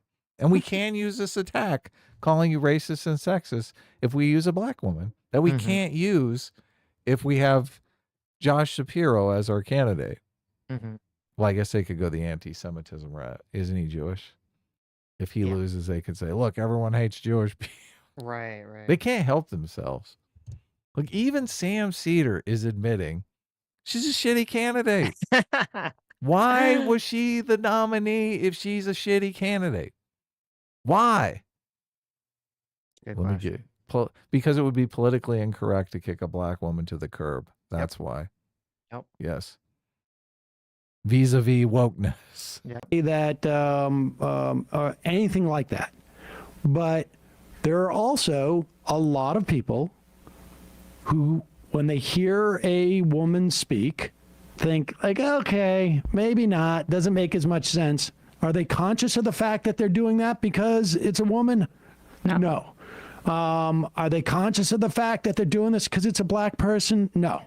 The reason why they called Barack. Look, guys, it's your unconsciousness. That's the racist, sexist piece of shit, right? You can't even help yourself. You guys are so dumb, you can't even control your own minds, okay? That's the way Sam Cedar thinks of you. Well, you know how like Sam Cedar, he always has his like eyebrows like really raised? Oh, yeah.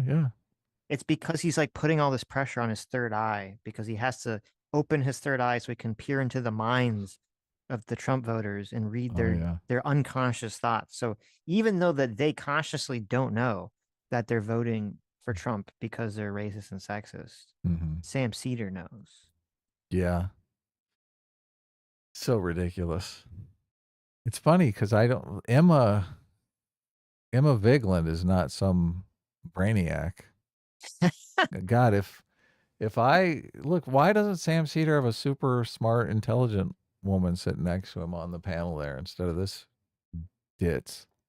Why do you ask a question you know the answer to? Well, because he's a ditz, right? Look, follow that logic to its end, Sitch. That means he is literally intimidated by a woman that's smarter than him. He does not want to sit next to a woman that's smarter than him because it makes him look bad, right?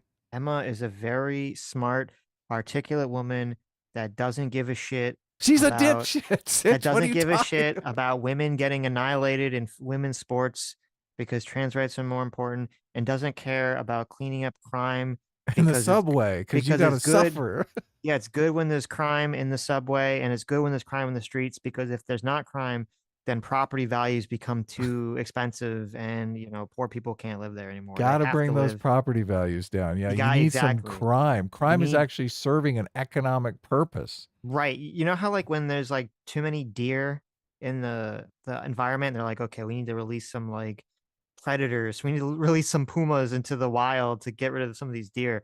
Emma's like, okay, listen, property value's too high. We need to release some criminals into the area. We got to bring the property values down. This is an actual Emma Vigeland argument. You think this is a joke, that we're just joking around, but this is a legitimate argument that. Well, obviously it's not legitimate, but yeah, we covered it. She legitimately said that stopping crime and cleaning up the subways and the neighborhoods is just some kind of scheme by white people to raise the property values so that they can kick out the poor people and the black people. Yeah. You have to live with criminals just so you can afford a home. That's Emma Vigeland's America. Right. Yeah. Of course, we all believe that it's the crime that causes the poverty, not the other way around. So you're not allowed to say that. Oh, I said it. Barack Obama, Muslim, was because They could not feel comfortable saying he's too black. The reason why they talk about Kamala Harris being woke or PC or, overly aggressive with transgenderism is because they can't say, she's a woman. You literally just said she was a shitty fucking candidate. You just said that.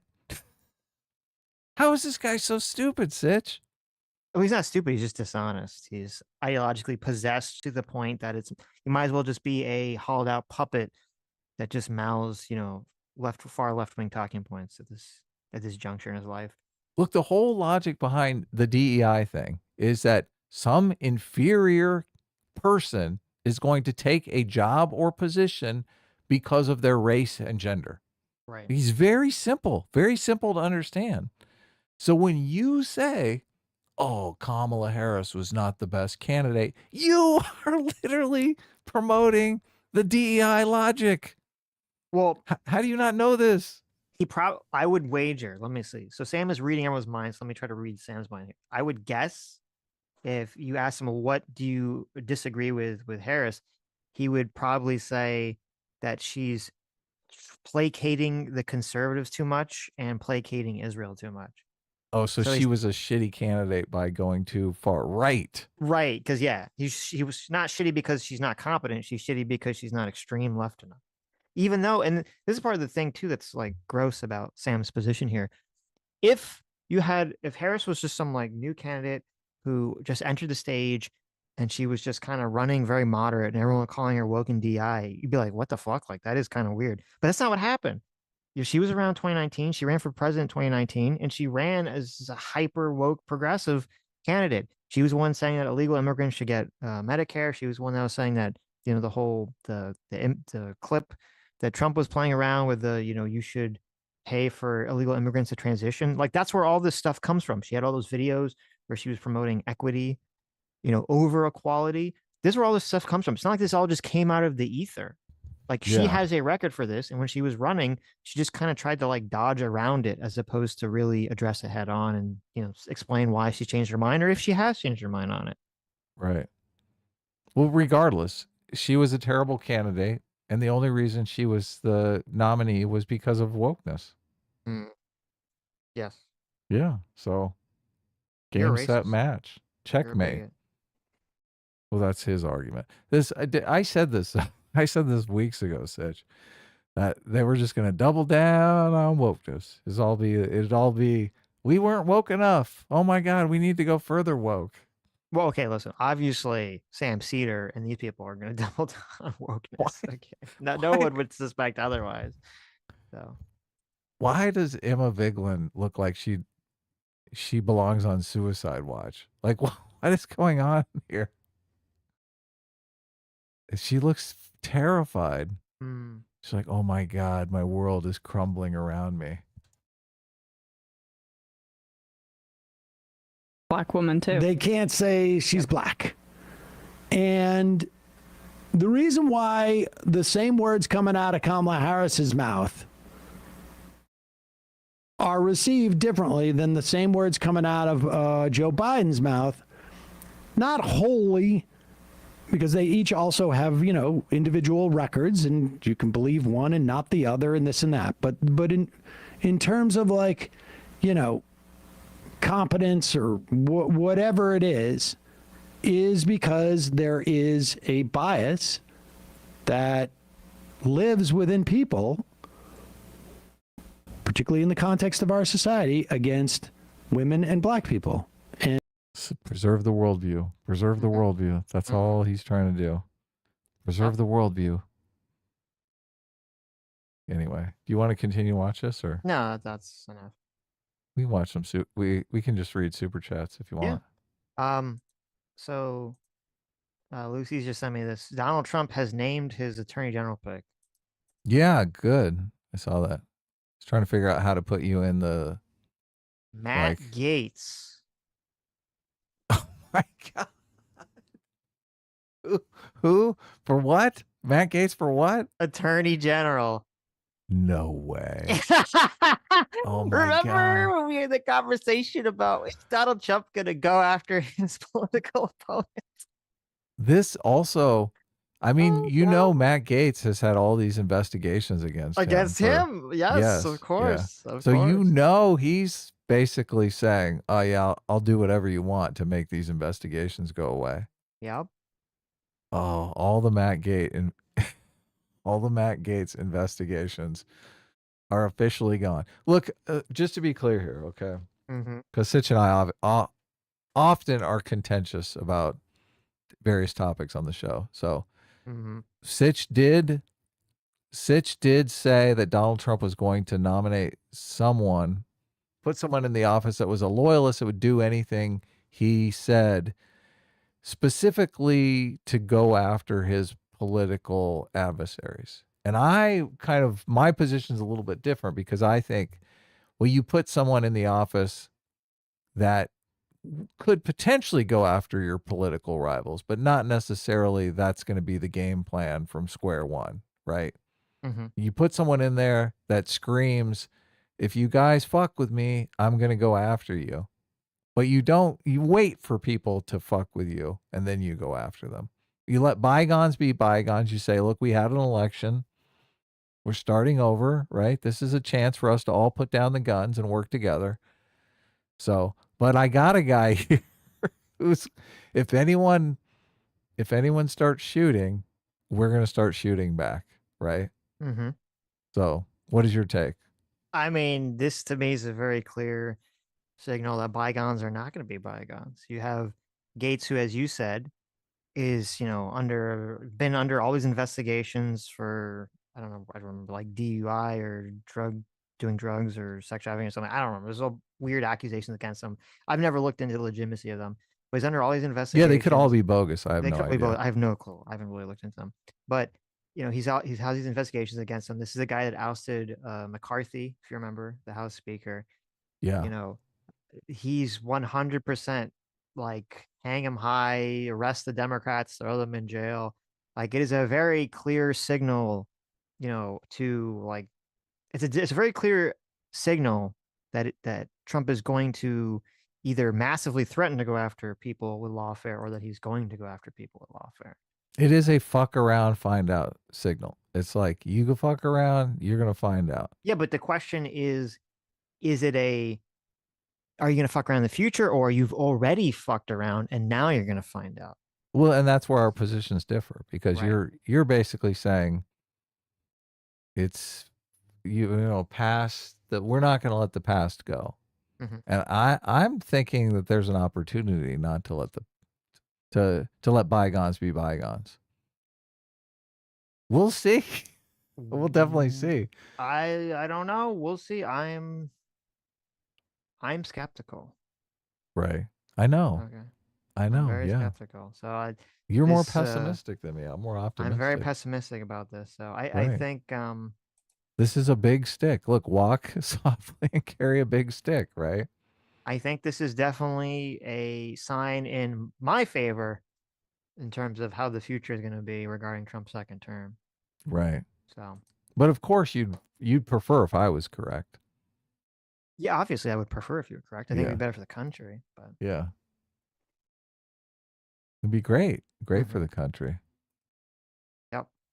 So that's interesting. Oh, there's that's kind of silly. Did you see the video of where is it? I bookmarked it. There's a video of Trump's Secretary of Defense. Yeah. Almost killing somebody. No, I haven't seen that. I've seen a bunch of them. Okay. I've seen a bunch of the videos going around. Let me send this to you. The Secretary of Defense. Yeah, it's pretty I can't get over Sam Cedar talking about Kamala Harris talking, and just the way she talks is so not presidential in any way, shape, or form. So she talks like, what is this? What is this? It's oh shit! Trump Secretary of Defense nominee Pete Hegseth Oh on my God. Fox News almost killing somebody by accident. You didn't mention the accident part. By accident, yes. I know. You spoiled it here. Yeah. Hold on. This is hilarious. This is like the dumbest idea ever. Who the fuck set this like up and didn't like? Okay, you can just look at the still image of the first frame. And everyone and their mother knows where this is going, right? Of course. Look, you this got the is the gap back worst. there. You got this poor woman standing. There's all this like, yeah. If you're just listening, you got Pete over here. He's holding a fucking axe and he's gonna try to throw it at a target, and it's just like in the middle of the street. There's no net behind it. There's nothing. It's just if he misses, it's just gonna fucking fly off and hit some random bypasser. This is crazy. This is why you're not allowed to discharge your firearm within city limits, because there are Right. things behind those walls. Yes, yes. All right, 3, 2, 1, go. The axe. Who's going to win this battle with the lumberjack? That's what's up next. I'm putting my money on Clayton. Oh, it goes right over. They hit the drummer. Oh, thank goodness. Oh, thank goodness. Can you imagine if that just... With the axe. Can you imagine if that just embedded right in his chest? I know. Or his head or his neck or something. Oh my God, in the head. Headshot. Gets him in the eye. He loses an eye. Oh my God. I can't tell because it happens. The quality video is like shitty and it happens very quickly. I can't tell if he actually gets hit with the sharp side of the axe or if it hits him with like another, one of the blunt sides. Is this recent or is this old? I don't know. I mean, I'm Yeah. I'm assuming this is old. I don't know when this was. But Hilarious. Hilarious. and like the other drummers, man, they just keep drumming away like professionals. Yeah, look, they're like, fuck that guy. He sucked anyway. He was always out of time. No, look, they did like a cool drum trick. They were like flipping their sticks around, and then the axe comes out of the sky and just slams into him. It's very messed up. The axe does not. I think it like hits the corner of his shoulder. Yeah. Oh yeah. He doesn't even know what happened. It's like, You're like, what the fuck? Where'd this axe come from? axe came from the sky. But no, more serious note, I don't know this. I don't know a lot about this Pete Hegseth guy. It is a little of a weird choice so far because it just looks like he doesn't really have the bona fides to be Secretary of Defense. I was looking through other Secretary of Defenses, even Trump's Secretary of Defense and Obama's, and even Biden's. You had Lloyd Austin, Mark Esper, what's this guy's name? Chuck Hagel. I was like kind of like looking through their little Wikipedia page to see what their backgrounds were, and most of them, they were all like in the military, but most of them they had like they were in the Department of Defense for years, or they had managed some sort of group of people that would be large enough that would kind of make sense that they'd be chosen Secretary of Defense. And I don't believe this guy has any experience. I mean, he was in the military, but I don't think he has any experience like running the being the Secretary of Defense or running wide scale operation like that. So it's kind Is of an Matt unusual Gates an choice. attorney? I know nothing about Matt Gates. I don't know what his background is I at believe all. he's an attorney. Yeah. Yeah. I guess it would be odd to make him attorney general if he's If not he even an wasn't attorney, right? Yeah. No, he is a lawyer. I don't know like how long he practiced or if he practiced before going into politics, but Right. Most of the elected officials are attorneys. yeah. Because they're lawmakers, so it makes sense. Sure, you got to Right. read the legislation, all that stuff. Got to understand it. Mhm. Got to know where to hide the bodies. the little pork that you want to slip into a bill. You got to know where to hide it, how to hide it good, how to mask it in 6 double negatives so it looks like you're really cost cutting, but $10 million is going to go into your secret bank account. I saw her send me this Joe Rogan clip. It's like 50 seconds. I think we can All watch right. it without getting Put it in. tagged. No, it's like on Twitter. I sent it to you. Oh, okay. But it says Joe Rogan says one of the symptoms of a collapse of civilization is people starting to blame the Jews. That is true. But the person like posting it is very upset about the fact that Joe Rogan is not blaming the Jews. Oh, really? Yeah. So they're basically Conspiracy, saying like- this is Of course, this should be happening. Mm-hmm. Mm-hmm. Ready? 3, 2, 1, go. Those people are fucking hilarious. Every now and then I'll come across a comment of people that think there's some fucking grand conspiracy, like we're all being puppet mastered by it's manipulated. always Jews. So they think the Jews are the Jew. It always gets to the Jews. It'll start somewhere and then goes to the Jews. I forget who told me this, but it's like one of the symptoms of a collapsing civilization. They start blaming things on Jews. Yeah. It's like one of them is they get very obsessed with gender, and then the other one is they start blaming Jews. We're the other in thing is both of those right now. They make celebrities out of chefs. Like they get very decadent. This happened in Rome, and there's really, yeah, like they like people that provide you these comforts become celebrities because you're just living a very so much comfort. You're living a decadent lifestyle, and those people are fucking hilarious. That's the weak men create Right. bad times. Yeah. It's hard to tell because like this account on Twitter is obviously an anti-Semitic Riper wannabe account, and so when you have like the comments underneath the video, the comments are all like the Jews are responsible for everything. You got Dan Bilzerian, which I don't know if you saw, he was on Piers Morgan promoting anti-Semitism, Jews control the world shit to Piers Morgan. I don't know if you saw that. I didn't watch it, but I did see it. Yeah. And he's got like 20,000 likes, saying the Jews are behind everything, and Myron's there getting 700 likes blaming the Jews, and there's all these comments blaming the Jews, and they get like 100 likes, 1,000 likes, and it's hard to and it's obviously it's Those like are all disturbing. Russian bots, of course. Well, I mean, it's disturbing to see like so much just virulent anti-Semitism and bigotry on Twitter, but I hope it's just disturbing if you're in Moscow, though. That's true. Yeah, I mean, I hope it's just bots. I hope it's because there's like a tight-knit group of these, Groyper losers that are all just liking each other's shit, and it's not actually indicative of a broader trend in the country or on Twitter, but I'm not sure if that's the case. I would hope. It's got to be the case. I wonder if the left hadn't attacked Elon immediately and done all that like bullshit with the sponsors pulling out. I bet you if they hadn't done that, then this shit still wouldn't be on Twitter, all this virulent racism and anti-Semitism. Because I feel like him allowing everything back on is just him throwing his hands up because he was attacked before he even did anything. I had a tweet censored today because I used the word cis, which is evidently a slur on Twitter, and I Wait, didn't you know still? You got today? I censored it, and the tweet went through, so it's definitely the word cis. And then I submitted a thing on the original tweet. I was like, what the fuck? There's nothing hateful in this tweet. So you can't say cis, but you can say that Jews are evil and controlling the world. Evidently, yeah. Okay.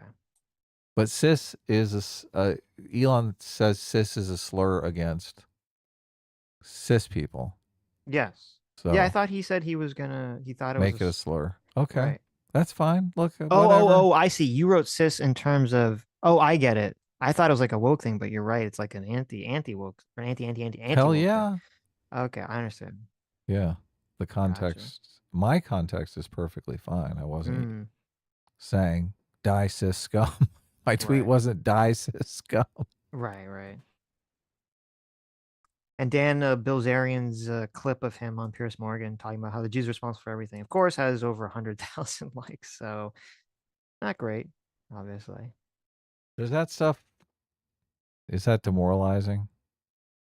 It's hard to tell because, again, it's hard to tell if that's really indicative of anything. Is that indicative of shifting attitudes? Is it bots? Is it just the same, 10, 20,000 groypers who are on everything who just, retweet, create bots to blow up everything? I don't know.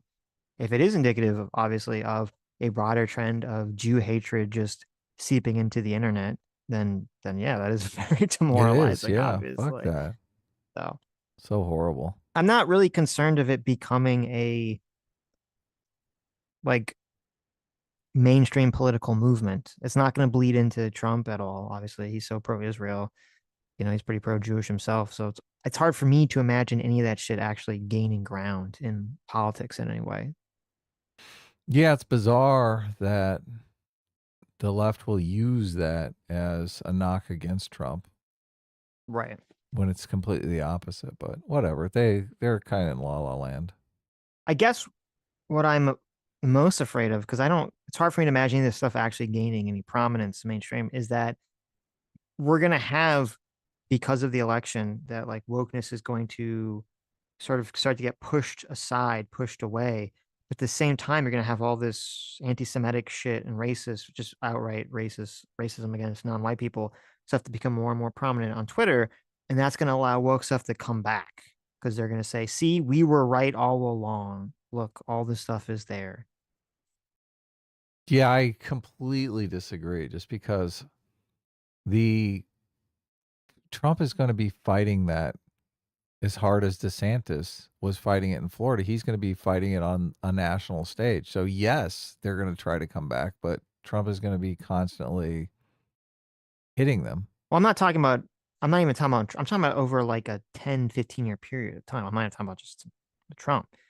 I mean, that like Trump could be back, or wokeness could go away when Trump's president for 4 years. And then if the racism and anti-Semitism continues to increase, it could come back in 8 years, 10 years, because all the anti-Semitism and racism is just so prominent.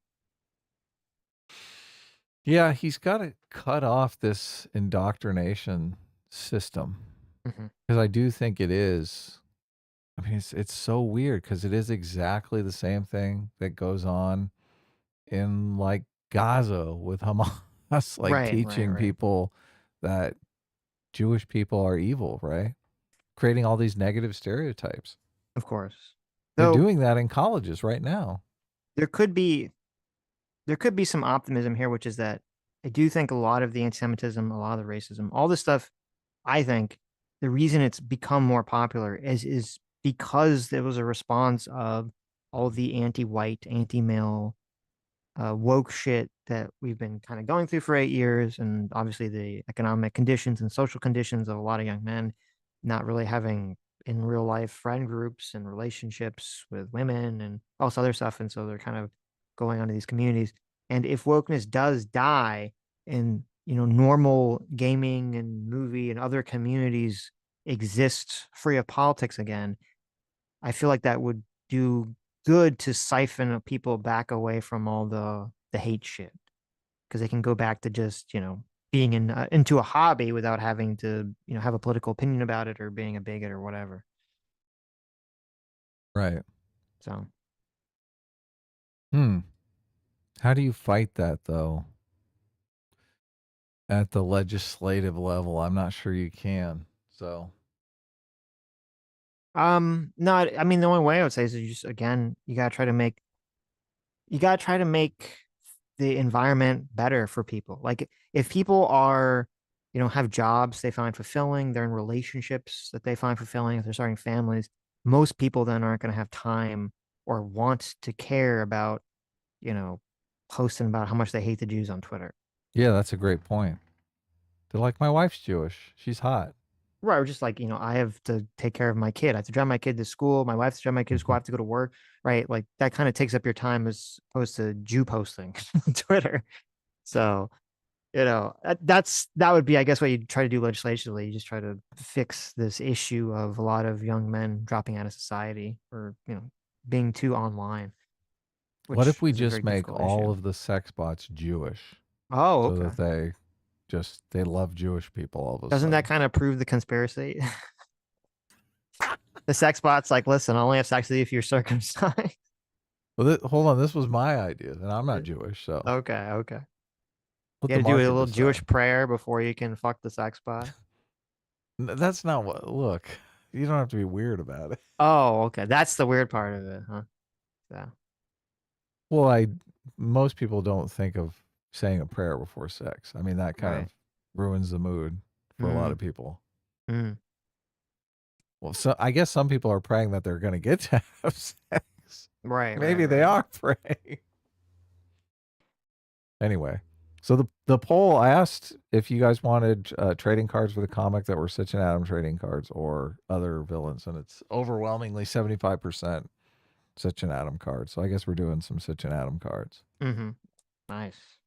So I guess Sitch, I'm thinking like if we do height designation or anything, I'm gonna make myself like close to 7 feet tall. Okay, well, I here's the am question. 5'10" in real life, okay? But I do think of it like the Matrix, like it's your Matrix persona. Obviously, when you go in the Matrix, you're over 6 feet, right? What guy wants to be 5'10"?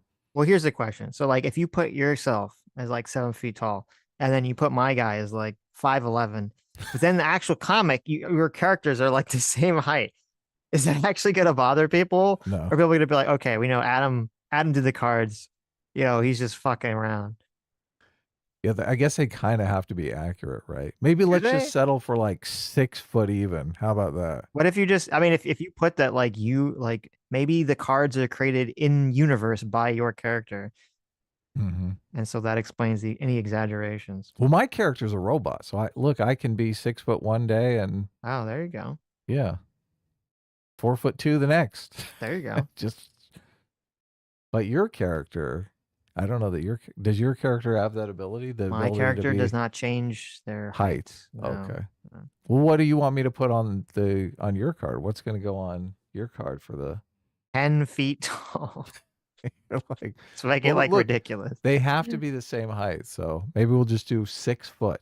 If you want to do 6 foot, that's fine. You're the same height as me, right? In real life? Yes. I feel like we're like about the same height. Yeah. Yeah. I don't remember looking up. Well, or you down said at 5'11", but I'm 5'10" in real life. Yes, I was thinking you're not 5'11". Yeah, no, you're 5'10". No. Yeah. If you want to do there you go, Adam. Just do 5'10" plus 2 inches for your card height. Isn't that's the rule? So. Mm-hmm. So there you go. If you want to do the 6 plus 2 inches for your card height, right? What does that mean? There you go. Or are you saying that the card should literally say 5'10" plus 2 inches on the card? That is pretty funny. That is pretty funny. Zero Fucks said he thought you were 6'1". No. If I was 6'1", my God, Sammy would break her neck looking up at me. Well, isn't that great? I mean, look, you've got Sammy G, right? Sammy G makes every guy feel like they're 6'1". Yeah. Standing next to her. Exactly. Exactly. There are plenty of shorties out there. So, right. Yeah. Right. Clearly, people, short king, like literally advertise. A short king. Internet's broken. Everyone's brain. Yeah. Alex Wright for $10 says, my brother's convinced Elon Musk and Vivek will enact a public option, defeat the military industrial complex, etc. Literal Looney Tune Republicans haven't changed. They'll cut government down to nothing if they can. I mean, it's going to be interesting with your brother. There's no fucking way that it's literally, there's no, I don't know what your brother's smoking if he thinks Vivek is going to be in favor of a public option. That's just not going to happen. And I don't even know, like, you have the government inefficiency that has nothing to do with creating like healthcare.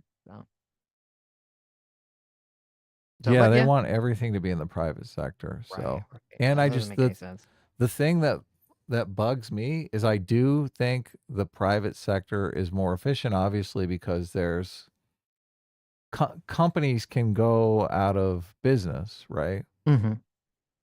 And that situation doesn't necessarily exist in government, although it does to some extent. I mean, they can get rid of government offices. Maybe that would be the good thing for them to do, for them to set up some sort of infrastructure to continually evaluate the effectiveness of government offices, to kind of put in that mirror of what happens in the private sector.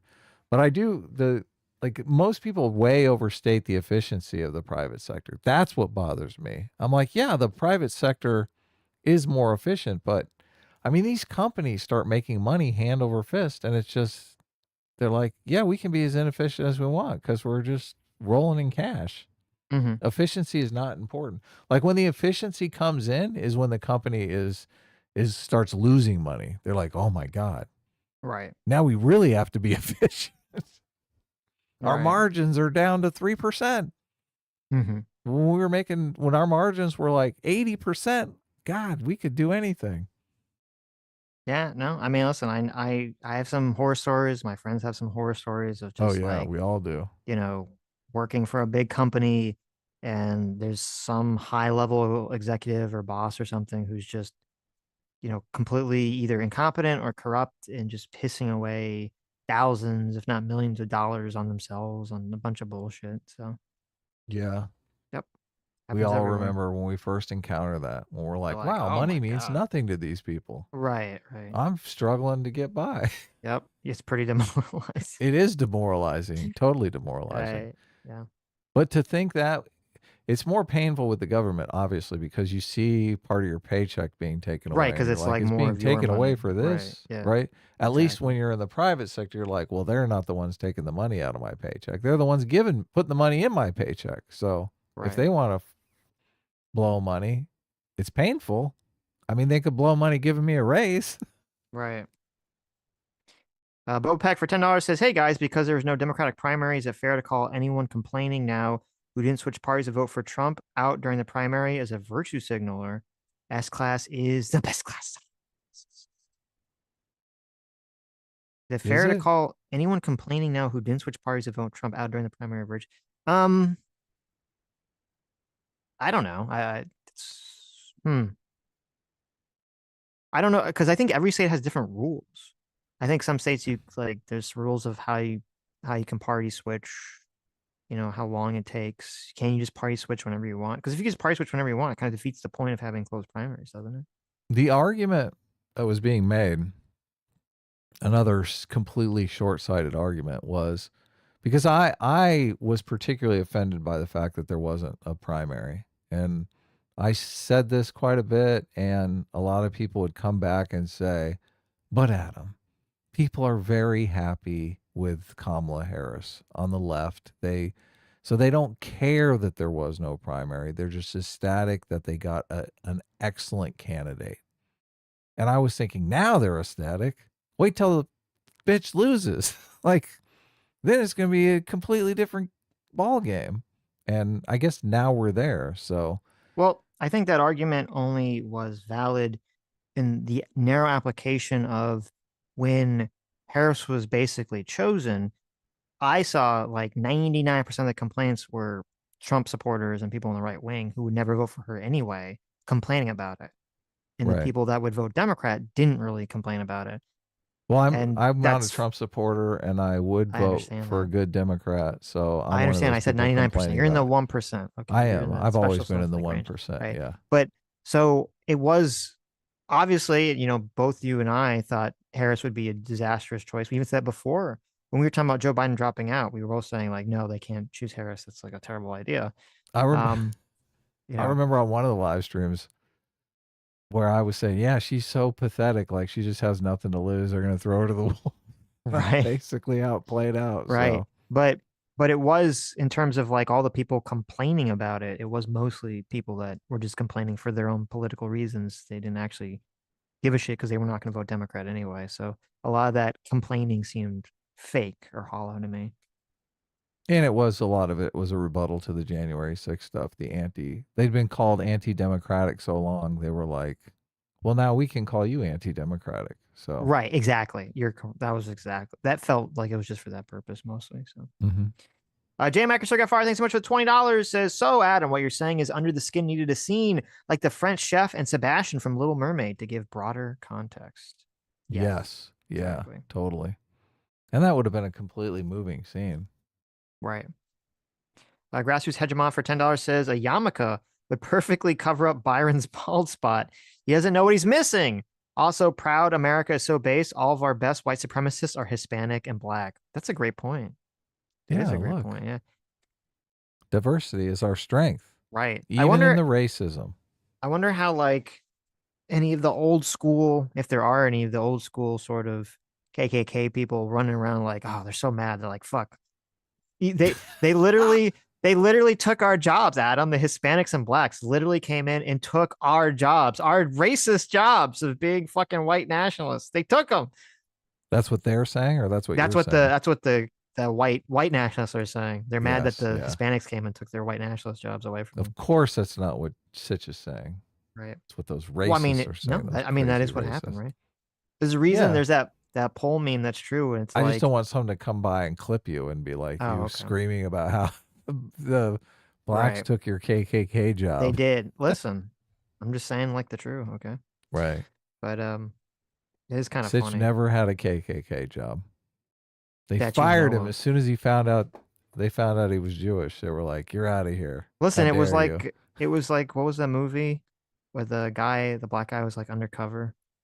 I don't remember. I was That's like undercover a in the Spike Lee KKK. movie. Yeah. I avoid Spike Lee movies. He's a racist. It wasn't very good. Well, good. That makes sense.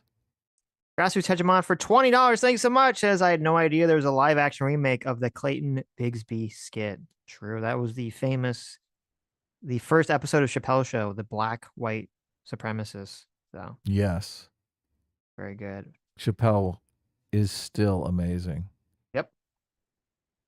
RBGH fan for $5 says that is quite the corner they paint themselves into. Quote, we believe in the peaceful transfer of power to Hitler. Yeah. Right. Yes. So at least just don't do it because you look foolish, right? Right. Gail for $5 says, imagine January 6, 2.0 happens anyway because MAGA doesn't like his deep state cabinet picks. Wow. That'd be funny. That's not going to happen, but it'd be very funny. Jam Macker Second 5 for $20. Thank you so much. Says they should have just said, quote, Donald Trump is a unique threat and does not represent the best direction that the country should take. Boom, easy. Democrats use words like fascist and Hitler purely politically. Well, Totally agree. Well, I agree with the concept, but you got to be able to condense that sentence into like a word, like a single word, like a label that means bad. That's too complicated. Selfish. So. Authoritarian.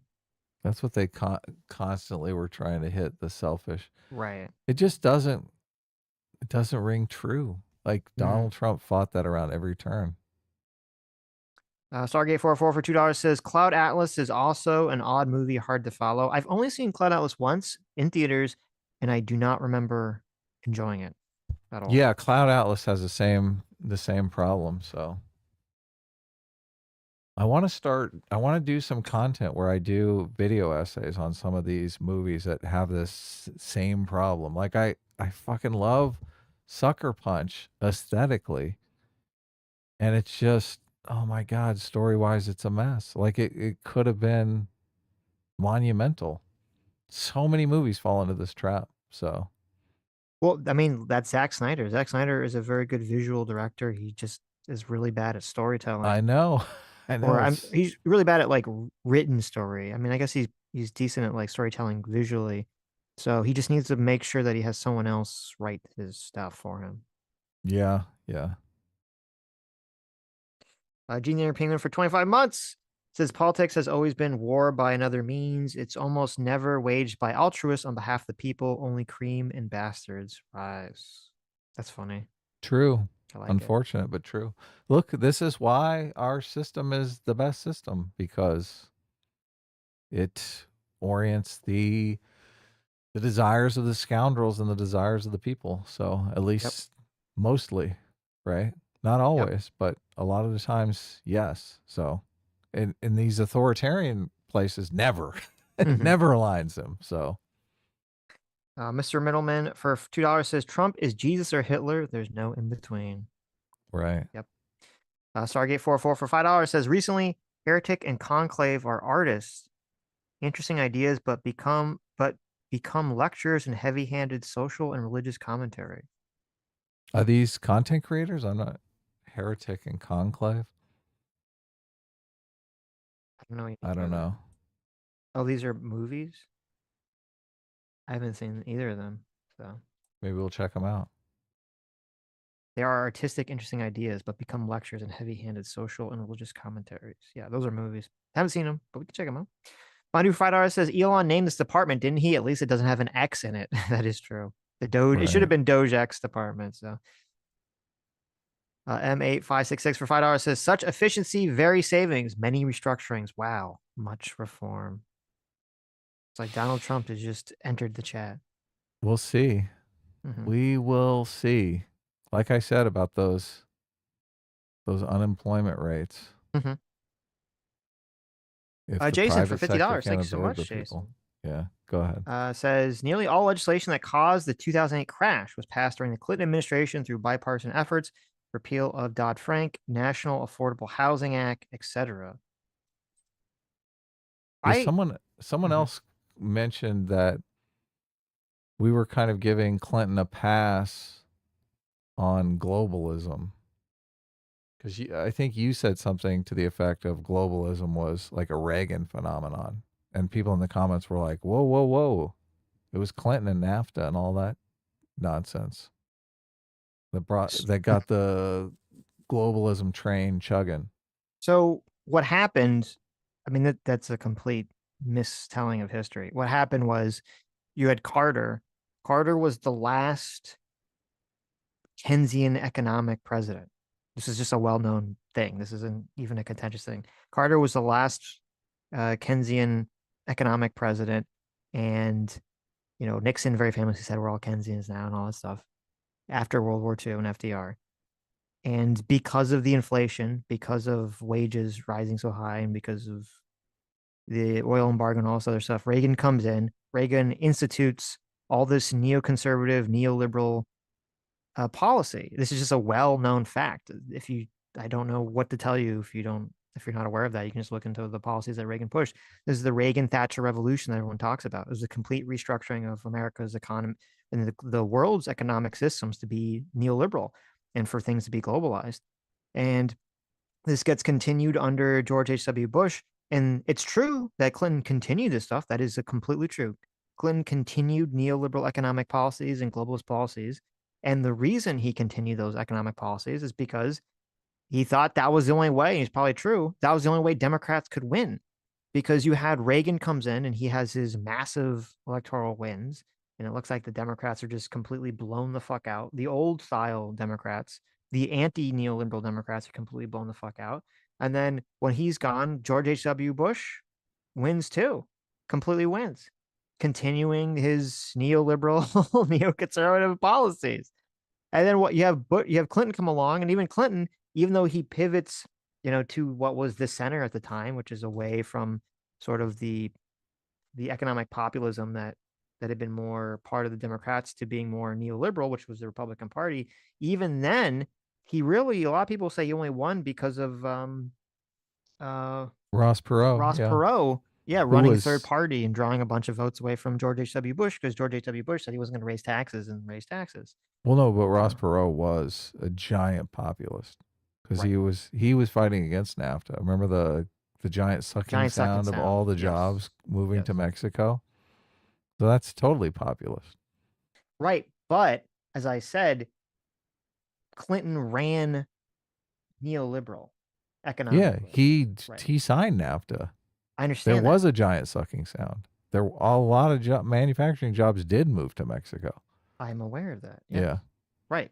But what I'm explaining to you, which I don't know why you brought this up, is that you have Reagan starts Mhm. this entire trend, completely restructures the American economy away from Keynesian economics, away from the more isolationist, protectionist, labor-focused economic system to the globalist, corporate neoliberal structure that we have today. That's all Right. starts Yeah. under Reagan. Clinton continues the trend.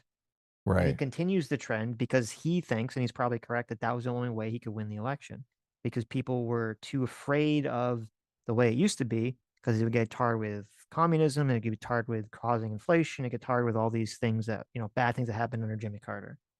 Right. So Yeah. yeah, Clinton continued it. But if you ignore Reagan for starting it, then that's just, you don't know your history, I guess. I don't know what to tell you. But regarding the housing crash thing, I do know. I'm trying to remember it. It was from which book was it? I think it was actually from one of the Michael Lewis books. I don't know if it was from Liar's Poker or the other one, that I think he was saying, and I'm not 100% sure on this. I have to go back. It's been a while since I read his books. I think he was saying that a lot of the mortgage-backed securities were actually a response to government regulation, including the Dodd-Frank Act, and that the repeal of the Dodd-Frank Act was kind of pointless. Like all the banks had figured out ways to get around it anyway, essentially, and that it was basically useless. So I think it'd be more accurate to blame Clinton not for repealing it, but for instead trying to fix it. Because if he had done nothing, we basically would have had the same situation. So I think that would be the more apt criticism. Clinton did shrink the deficit, which the deficit is treasury bonds, and those treasury bonds usually become the basis for the private sector to basically accumulate wealth. If they can't use treasury bonds because treasury bonds are considered the safest investment, and there's a big desire for a place to put wealth, right? You know, we're a dynamic economy. We're constantly creating wealth and new products and services and whatnot. Then they have to make something that is like a treasury bond, right? Mm-hmm. And the thing that they made was the mortgage-backed security. That's like the faux treasury bond. Right, right. So that plays a part of it too, because obviously a mortgage-backed security is like the faux treasury bond developed by the private sector. It's not backed by the full faith and of the federal government and whatnot. Like it's Mm-hmm. an inferior product, right? Right, right. So, and sooner or later, those blew up. Those became known as toxic assets. The Toxic Asset Relief Management Fund, or whatever, the TARP thing that they put together, Mm-hmm. was designed to buy up those mortgage-backed securities. And since the government can hold them forever, they don't have to worry about them losing value and that it putting the federal government out of business. They Mm-hmm. actually ended up making money. The ones that went bust, and the ones that didn't go bust grew in value so much that they sold them back to the private sector at a profit. Mm-hmm. Yeah.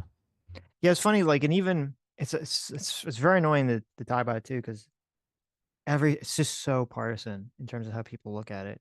And this was true at the time too. But it's funny because Matt Taibbi, now he's famous. He used to be on the left, and now he's famous for being, the traitor to the left, and the Twitter files and all that other stuff. He wrote a book about the housing crash, and he was talking about how when you would dig into the data, because one of the culprits, they always point the finger at Fannie Mae and Freddie Mac, and both him and Michael Lewis both say this. If you actually look into the data, like it was something like the majority of all these sort of like shitty mortgage-backed securities and toxic assets and everything, it all been sort of leveraged and created like far before Fannie Mae and Freddie Mac even got involved in buying them and acquiring them. And the only reason Fannie Mae and Freddie Mac got involved in even acquiring them in the first place is not because it's the evil government, it's because it wasn't a government institution. If Fannie Mae and Freddie Mac were government institutions, they wouldn't care if they were losing market share. The only reason they cared is because they were this, quasi government private institution that had a profit motive and still Right. did need to, try to not lose market share. And they only got involved, I think, like, I don't remember if it was like 2 years. It was like 2 years or a year before the crash anyway. So, Right. so and then it leads back into the whole, the argument that, well, it's the government's fault. You see, the government forced all these rich banks to just lend, homes to poor people. And it's like, this is a complete misremembering of history. If you remember what it was like in, 2007, 2006, you would see commercials constantly for like, reverse mortgages and all this other shit, being blared across the TV at all times. The banks wanted to hand this shit out like it was candy. They were not forced to do any of this shit by the government. And they were so confident in it, as you said, the companies were literally using mortgage-backed securities as security assets to trade back and forth to each other as basically chips to I forget what they call the specific term they use to talk Yeah, about it. it's investment vehicle. No, but they were using them like if one company needed like $100 million liquid cash, like quickly, they They would would use just it as collateral. yeah, they Yes. would use a Treasury mortgage-backed bonds are security. usually used as collateral. That's Right. why you need the treasury bonds. Exactly. Yeah. Yeah, they would use $100 million of mortgage-backed securities as collateral to another a company and loan. say, oh, Yes. this is our collateral for $100 million. And if the private companies and the private markets really thought, as some of the narrative is wrongly says about this, thought that these investments were so bad, they would never have accepted this stuff as collateral. And the fact that they were trading this stuff around as collateral, that's a big part of what caused the crash in the first place, because all these companies were being more over leveraged because they thought they had such faith in the fact that property values would just rise indefinitely and never crash or never go down. Yeah, they thought their coffers were filled with a amazing investment vehicle, and then they realized, oh shit, this is fucking crap. All these people Right. can't afford the homes that they're in. They're going to stop paying their mortgages, and these things aren't going to produce any money. Yep. Yeah. So, but No, obviously, it's a crazy yeah. situation, But it's fair. Everyone, Democrats too, government too, everyone's. And the big problem like that, there's plenty of blame to go around to everyone. So just remember, and I told one's- Sitch this, I'll share it with you guys. okay. When that market crashes, hits rock bottom, you buy. You Yes. fucking buy. Mhm. Every available scrap of cash that you have, you put into the market. Right. Yeah. You'll be the happiest camper ever. Like this is a thing. I'm sure there were plenty. Remember the stock market crash, the 1920 stock market crash, people jumping out of windows and shit? It always comes back. It always comes back. Interesting. Yeah. Just keep your eyes on it. Don't lose your shirt. And don't be afraid to sell well, look, a lot of people wrote it out. I know a lot of people who didn't sell anything. Mm-hmm. They were like, it'll come back. Right. Right. Yeah. I was like, you're crazy. What the fuck? I sold everything. I was like, fuck this. Yeah. Well, I was too young to have investments at the time, so. Yeah. God, I was like day trading at the time, so. Brian for $10 says, but we already audit and look into departments initiatives for the effectiveness already through the Government Accountability Office, so they can definitely do this beyond optics. I hope so. We'll see. Puck 9712 for 971 for $5 says U.S. government was deliberately designed to be inefficient as a way of checks and balances, and no rogue official take over. Let's hope for the best. Well, I guess that I wouldn't really like to use the word inefficient, but the U.S. government was deliberately designed to slow down processes for the purposes of checks and balances and to distribute power, which I guess you could say is inefficient, but inefficient to what end? It's efficient at preventing, authoritarian rule, even if it's more inefficient at, enacting a certain policy or something. Maybe you want certain friction when it comes to lawmaking, making new laws. But if you're Right. talking about managing nuclear waste, you don't really want inefficiency. Well, but that isn't inefficient because that's why you have these executive branches like the Department of Energy. Like they just have full authority to deal with nuclear waste. Like they don't have to go through Congress or anything. Right. So The that's thing why that- a lot of these executive branch, like a lot of these executive administrations have a lot of wide reaching authority is to do those issues. The thing that drives me crazy, which is kind of a mainstay in government contracts, is the cost plus formula, where it's like you're Halliburton, we're going to pay you whatever it costs plus 20%. Well, that's just a terrible incentive, right? Because if I spend $100 million, I get 20% of $100 million. But if I spend $100 billion, I get 20% of $100 billion. Like, which am I more incentivized to spend? Right. It's insane. It's totally insane. Future Caveman for 6 months says Tulsi just got the nomination for the Department of National Intelligence.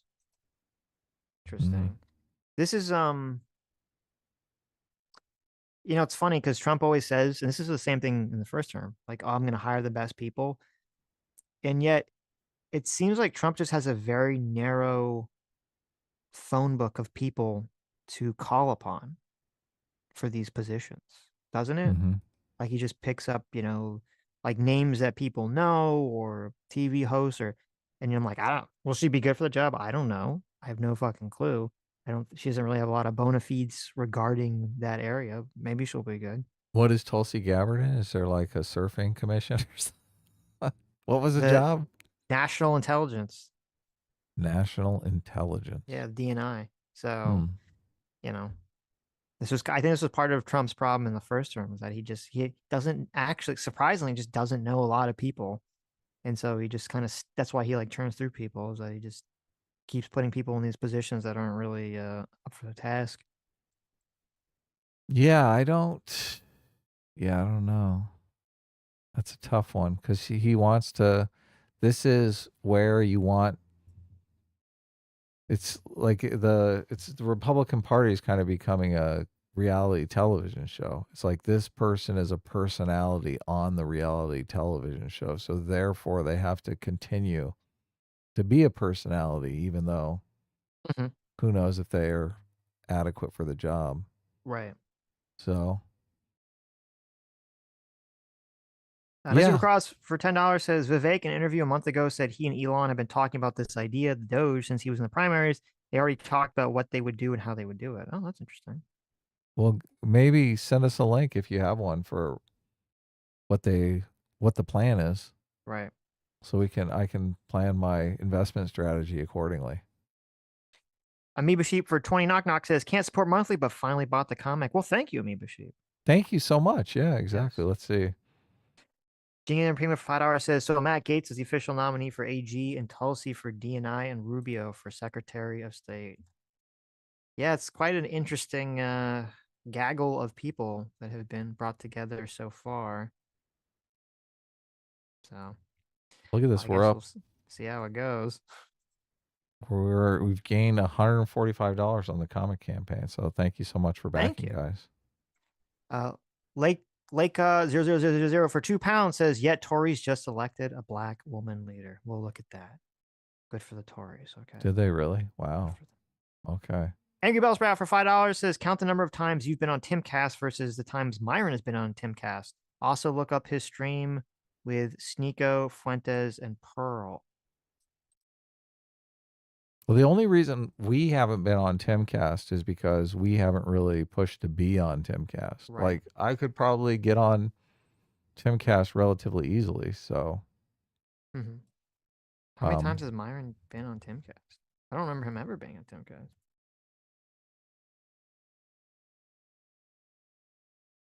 Sometimes I think, maybe I will go on Timcast, but I just. God, I'm so terrible on these panel shows because I just turn into a wallflower. I don't want to. Oh my God. He was on Timcast yesterday. Who was? Black Myron. Was he saying this on Timcast? No. Oh my God. I don't know. That's so bad.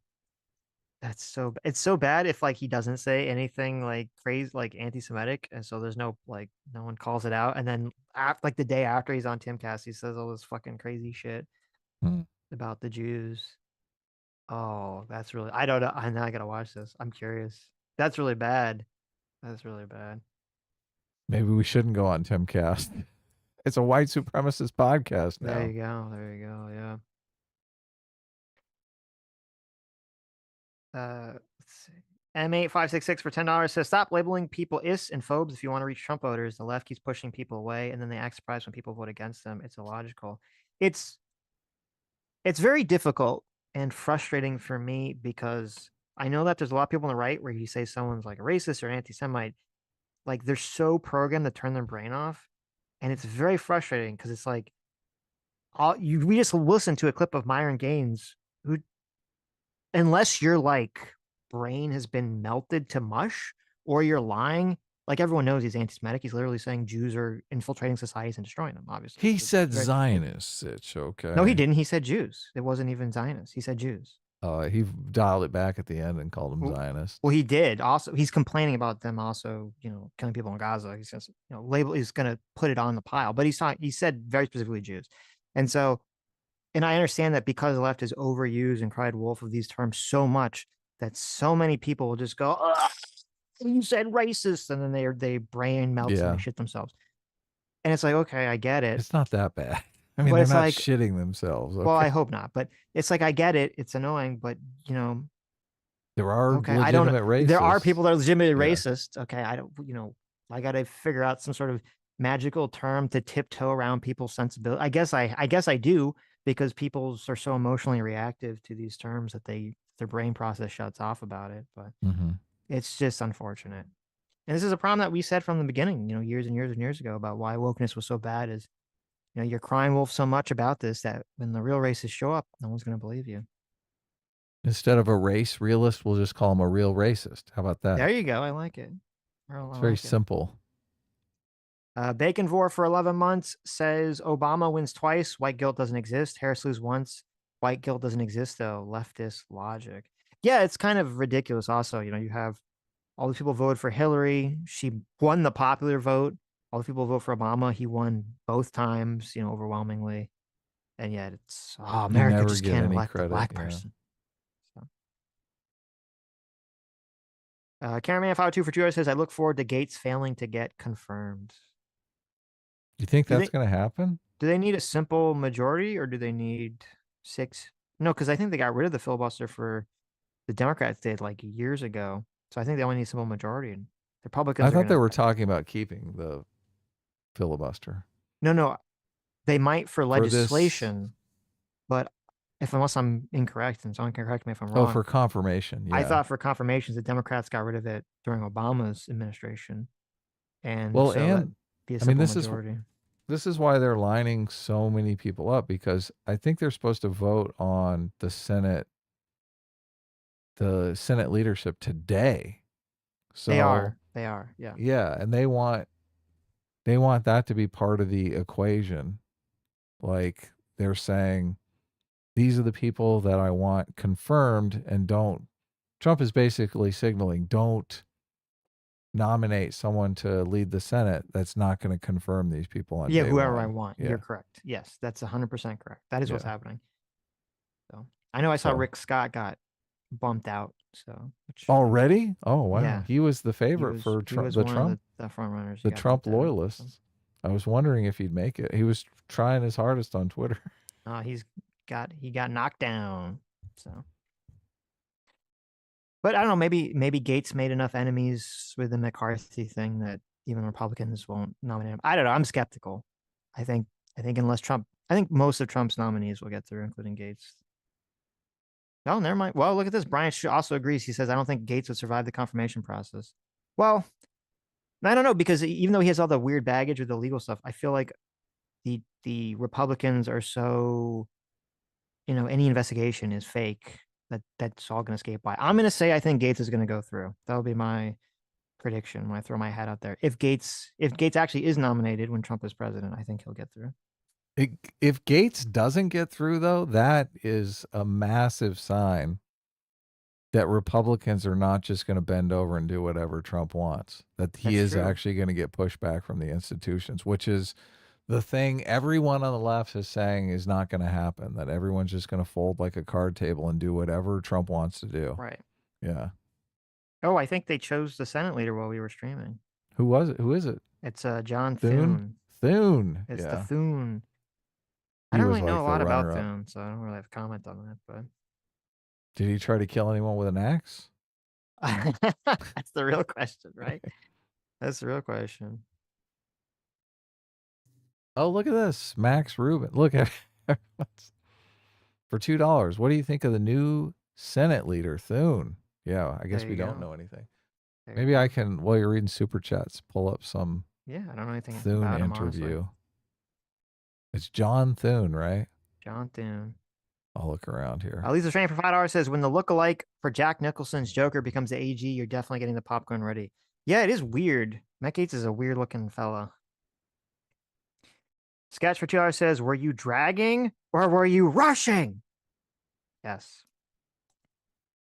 That was from that drumming movie.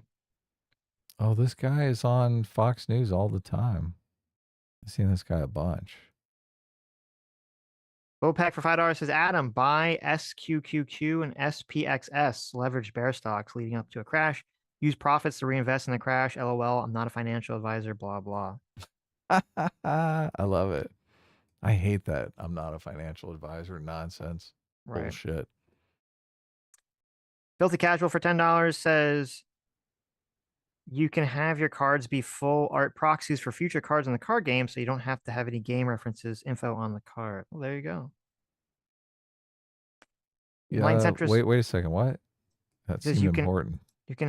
you can have your cards be full art proxies for future cards in the card game. So like essentially you could, if we did make a card game, you could say that, you know, the Sitch and Adam trading cards from the previous thing count towards something else. Like you just do that retroactively. That'd be great. We should do that. And Line Centris for $5 says, y'all should check out Dan Bilzerian on Pierce Morgan. He starts denying the Holocaust. Oh no. Republicans regain. Here's an interview with him on CNBC from 6 days ago, if you want to check out a little bit of it. Let's check it out. Gaining control of the Senate on election night. Our next guest is a top contender to replace minority leader. Now it's majority if it were to be. As Senate leader, that vote scheduled for next week. Join us now on the GOP's priorities for next year and beyond. Senator John Thune, South Dakota. He's currently the minority whip, and it's always a pleasure to have you on, Senator. Good morning. Thanks, Joe. See, what is Rick Scott doing in the Senate right now? This guy's a guy that goes out and rounds up votes. Like, he's the obvious person to put in charge, right? He knows where everyone's at because he's talked to everyone. Right. Good morning. The one thing that we saw. For those of you who don't know, the whip goes out and basically wheels and deals with people to get them to vote for any kind of legislation. So you kind of build a rapport with the people knowing how they're going to vote on certain issues. Kind of have everyone's feedback. Consistently prior to Tuesday on the betting markets and even polling was the likelihood that this was going to happen with the Senate, that you would retake the Senate, and so you knew that we knew that Senator McConnell was not going to be Speaker anymore. So we've known that, but some of the other results, Senator, were you surprised at all about the breadth of the win for Republicans and for? Oh, okay, who cares about this? I want to hear what this guy has to say about anything policy related. Things. Obviously, we've got to extend the Trump tax cuts, which if we don't, ends up being a $4 trillion tax increase on the economy and almost $2,000 per average family in this. Woo woo, Sitch. What? They got to extend the Trump tax cuts. You're going to lose your tax cut if they don't extend the Trump tax cuts. You know that, right? Yes. Sitch, oh my God. Sitch is dying to pay more money in taxes. I want to pay more money. Okay. I like it. No, Sitch, you don't. I want no tax on tips, and I want super chats to be constituted as tips. Okay. Yes. Look, definitely. You need to talk to whoever does your taxes and have them tell you, how much money did I save from the Bush tax cuts? Listen, okay. I think my tax person is a why did I say Bush again? Trump. I think my tax lady is a Trump supporter because she like hammered it home. She's like, look at this. So I don't know much about Thune, but this is interesting. Because I was curious as to what his role, if any, was on the elector scheme.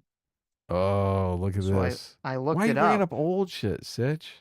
I looked it up, and I'm very pleasantly surprised that when he was the whip of Senate, he was completely against the elector scheme, 100% against it, said if this went to the Senate, it would get shot down like a dog. And said that he did not believe the Senate has a role in overturning people's votes. So I'm surprised Trump chose him, but I am happy Trump did not chose him. I think. Oh, I'm sorry. You're right. I'm sorry. I'm an idiot. Trump chose the Senate chose him. Yeah. Oh, so you know what? That's interesting. I wonder if this is a signal. Is this some kind of like anti-Trump signal? Yeah. that we're not going to roll over. That they're not going to roll over. Ooh, so okay, listen, I might take out my prediction of Gates being confirmed. Yeah, Because interesting. this definitely is, I would wager, is somewhat, it's got to be some kind of signal, right? To Trump. I mean, I'm sure he I sucked don't. up the Trump. I'm sure he has sucked up the Trump since then, but Trump you is know. smart enough not to say, give me this guy or fuck you. Well, obviously he's not going to say that, but Right. Yeah. Well, he wants to leave himself room to save face. So I don't know that it's a huge signal. Like Trump could have said, "Yeah, I like Scott, but it's your deal. Pick who you guys want." So no, I'm not saying Trump told them anything. I'm just saying when the senators are making the decision themselves, they do have a sort of idea of like what, are they going to pick someone that they know Trump loves, or are they going to pick someone that maybe has some kind of contentious past with Trump? right. You think this is a contentious past? Well, if he I was don't know. vocally against the elector scheme, it Yeah. is, right? Nah, Trump doesn't care about that. I believe Rick Scott was 100% on board with the elector scheme and was in favor of doing it. So Right. I do think it says something. It might not be their, obviously, it might not be their entire reasoning. I'm sure there's a lot of stuff going behind the scenes, but definitely, I don't think it doesn't mean nothing. Okay. Right. Well, no, it does mean something definitely to us, right? Right. Oh, here you go. Here. This is interesting. This is from Forbes. What to know about Trump's relationship with John Thune, including rocky past. Thune and Trump's Oh, relationship wow. began in 2016 when, after endorsing him for months earlier, so Thune did endorse him at first, Thune became the first Republican leader to call on Trump to withdraw from the presidential race after the infamous grab him by the pussy tape was made public. My God, he goes way back. Right. This guy's anti-MAGA to the core. Shortly after calling on Trump to leave the race and give the nomination to then Vice President candidate Mike Pence, Thune said he would still support the nominee of our party, but he's got a lot of work to do, I think, if he's going to have any hope of winning this election. God, it's so interesting. And I think Trump said this on the Joe Rogan podcast about how when you pick someone political, they're somewhat vetted already. Right. And it's risky to pick people that aren't in politics. Because this Yes. guy is in politics and he's Right. totally vetted. The pair hit another road bump in 2020 when Trump maintained the election was stolen, and Thune encouraged people to move on, accept the outcome. Thune also said any attempt, and I said this already, attempt by the House conservatives to challenge the results of the Electoral College would get shot down like a dog. This comment drew ire from Trump, who said on Twitter that Thune's political career is over, and South Dakota doesn't like weakness. Wow. Look at that. He said, quote, and I found the tweet. This is on 2020. Donald Trump said, Republicans in the Senate so quickly forgot. Right now, they would be down 8 seats without me backing them in the last election. I like how everything's always transactional with Trump. Rhino John Thune, quote, Mitch's boy, should have just let it play out. South Dakota doesn't like weakness. He will be primaried in 2022. Political career is over. Well, I guess that looks stupid in retrospect now that he's going to be the head of the Senate. So Everything is transactional in politics, though, Sitch. That's like the norm. Does that bother you? things are transactional to a degree. Usually not when you're talking about overturning the election, and usually not so blatantly publicly. Like, I supported you. Why are you not trying to support me, with my elector scheme? Right. Yeah. Well, look, he wanted to involve him in a transaction that he just was Right. not willing to No, to partake in. participate in. Yeah, exactly. So, but Trump- that's a good thing. Trump later encouraged South Dakota Governor Kristi Noem to run against Thune, who he called a rhino, when he was up for re-election in 2022. Noem had previously said, Thune is a friend of mine and I will not challenge him. Interesting.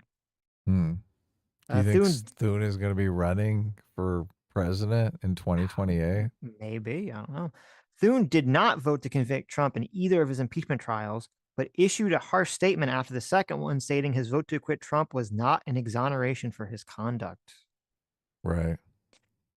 Trump did not endorse Thune during his reelection bid in 2022. After Thune won, he said that broad Republican losses were evidence the party couldn't rely on Trump. saying, this is what Thune said, saying, quote, "You can't have a party that's built around one person's personality." Oh my God, that's like a knife, a dagger in Trump's heart. Oh wow, this is meaningful. You know, Trump has read all of this. Of course, Yeah. listen. Trump remembers all this shit. Okay. Yeah, with highlight. This is just a highlighted article floating Right. around Trump's office. This election season, Thune initially supported Tim Scott. Oh, look at your boy, Tim Scott, for president, Well, that but was late. dumb. I know it was. But later back to Trump, saying in February that I support former President Trump's campaign to win the presidency. I intend to do everything I can to see that he has a Republican majority in the Senate, working with him to restore America's strength at home and abroad. The Wall Street Journal reported Thune met with Trump in March at Mar-a-Lago to diffuse the tension. Nice. And I wonder Thune how told he the did that. Yeah, I don't Get know. your knee pads on, Thune. Right. And Thune told the Journal that the pair has an understanding and it's professional. That sounds kind of chilly. Adding, "We're going to need to work together for the good of the country."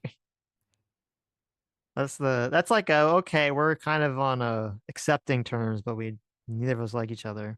But your intuition was correct about this being a signal, right? This is a signal. This is definitely a signal. Yeah. Everyone in the Senate has to know that they know all can't this. Yeah, they 100% make know all this. Thune their guy without this sending a signal, whether they want to or not. So, yeah. That's so interesting. And now I'm wondering if Trump was pushing Scott just to get Thune out of the way. Well, listen, this is a good sign because you're right. This is a very good sign that the Senate is not just going to bend over and do whatever the fuck Trump wants. So. Right. Yeah. Interesting. Very interesting. Not as much fun, though. I mean, I guess. Matt Gaetz is AG. Come on. That's content gold. Okay, I take back my prediction. He might not make the confirmation process. That's definitely possible at this juncture now. Yeah. It's funny, even Al Jazeera has the headline says Republicans pick Thune over Trump loyalist as Senate majority leader. It says John Thune beat Trump loyalist Rick Scott to lead the Republican-controlled Senate. They're going to frame it that way, obviously. They're going to frame I mean, Trump that's the as way it looks, though. I think that seems accurate. We don't have enough information to know that, though. Mm-hmm. Look, he went to Mar-a-Lago. They had some meeting.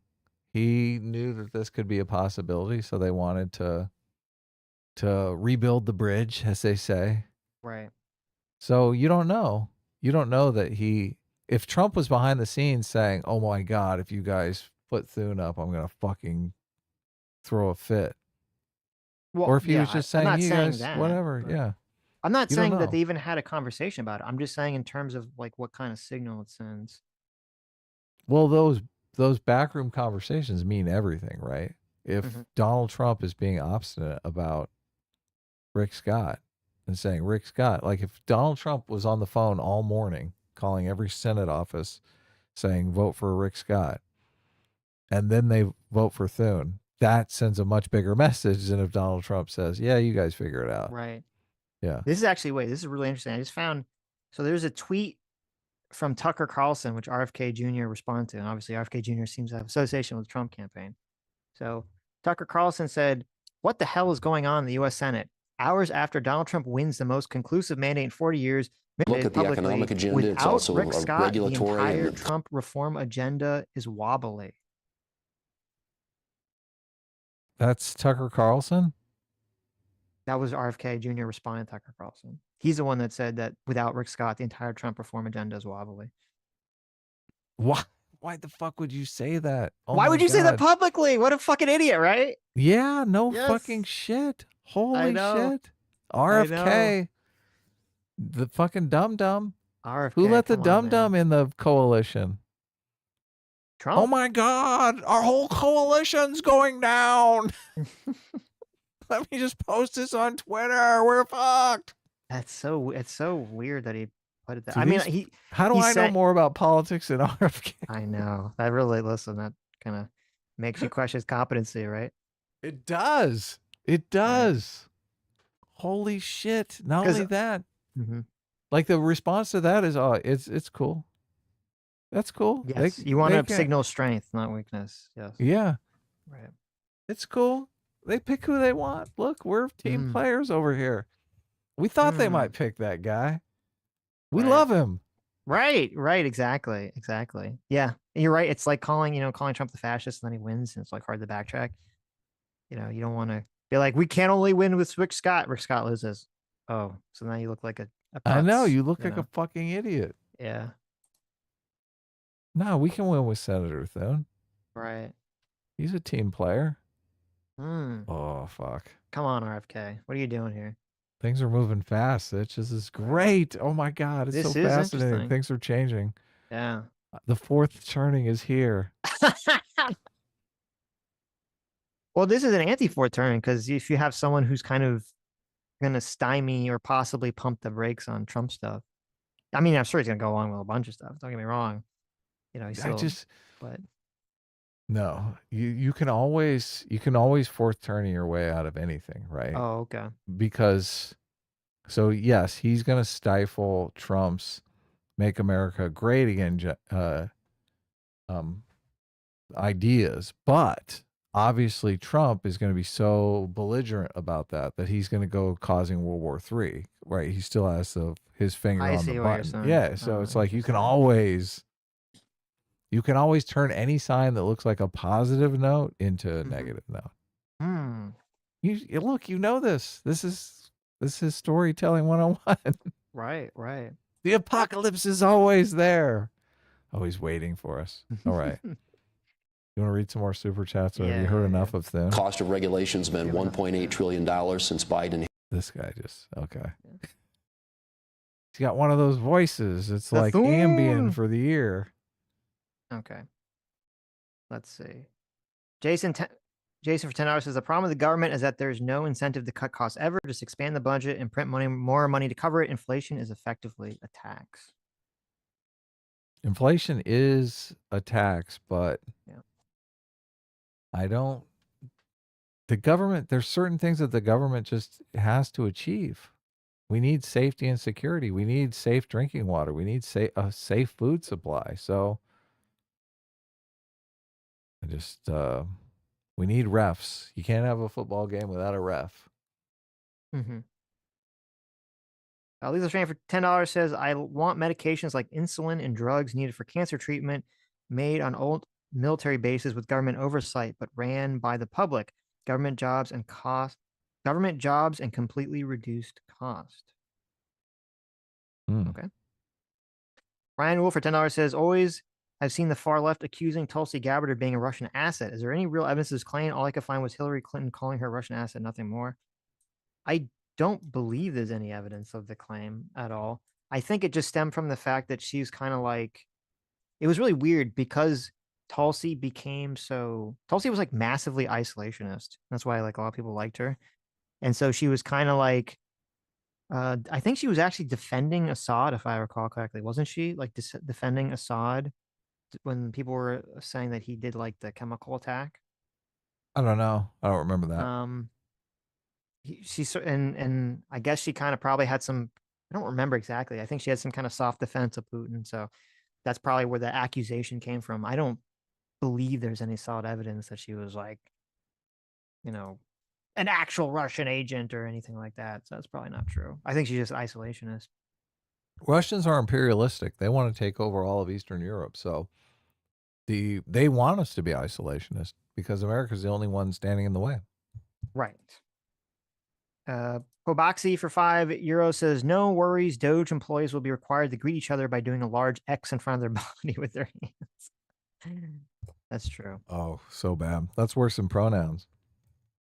Brian for $50. Thank you so much, Brian.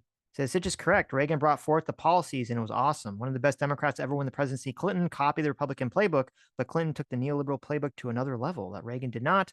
Moral of the story is if you want a good Democrat, have them copy the Republicans' playbook after we show them how it's done. Well, it's funny because so much of, like, obviously, if you're more libertarian leaning, then yeah, you're totally on board with neoliberal economic policies, Reagan, Clinton, all that stuff. It's so funny that right now, the Republican Party is just completely done a 180, hates neoliberalism, doesn't really like libertarian economic policies.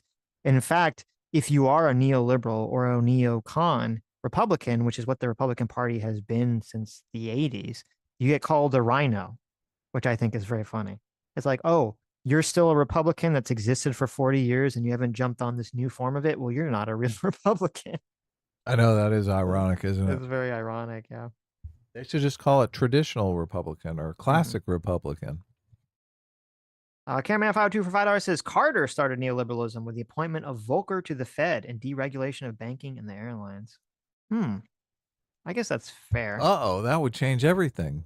I guess that's fair. You could say he kind of opened the door to let it all kind of go. That's fair. Brian for $50 says the mortgage-backed securities weren't the reason for the crash. But thank you again for the $50. Thank you, Brian. Mortgage-backed securities weren't the reason for the crash. What really caused the bulk of the crash was the insurance of the mortgage-backed securities. The government didn't force the bank to give out loans, but they laid out the framework where these practices were standard procedure. That is 100% correct. That's AIG. Yeah.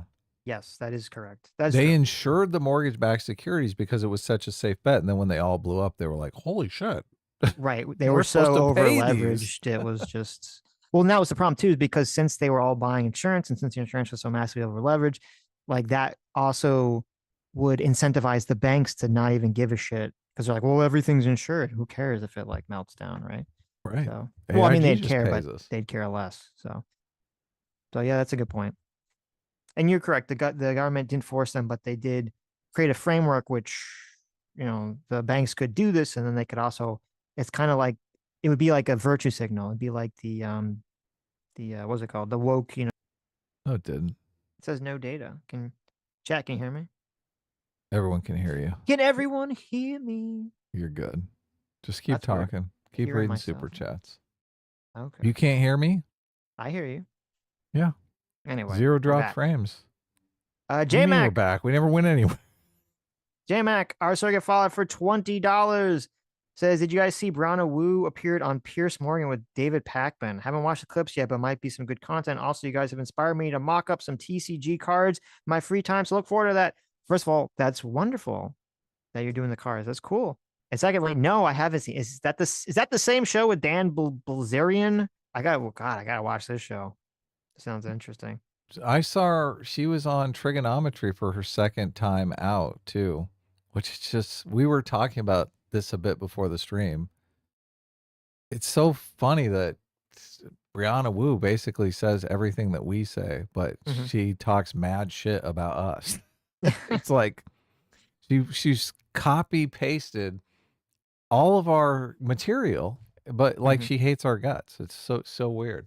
I guess it makes sense that she hates our guts, right? Because she is stealing our material. So, well, I mean, also because you were like punching the shit out of Connor over the internet, over Brianna Wu's super PAC money specifically.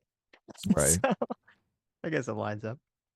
It's okay for well, $5. Hold on. Remember, If Jay, if you want to help me with those trading cards, come on.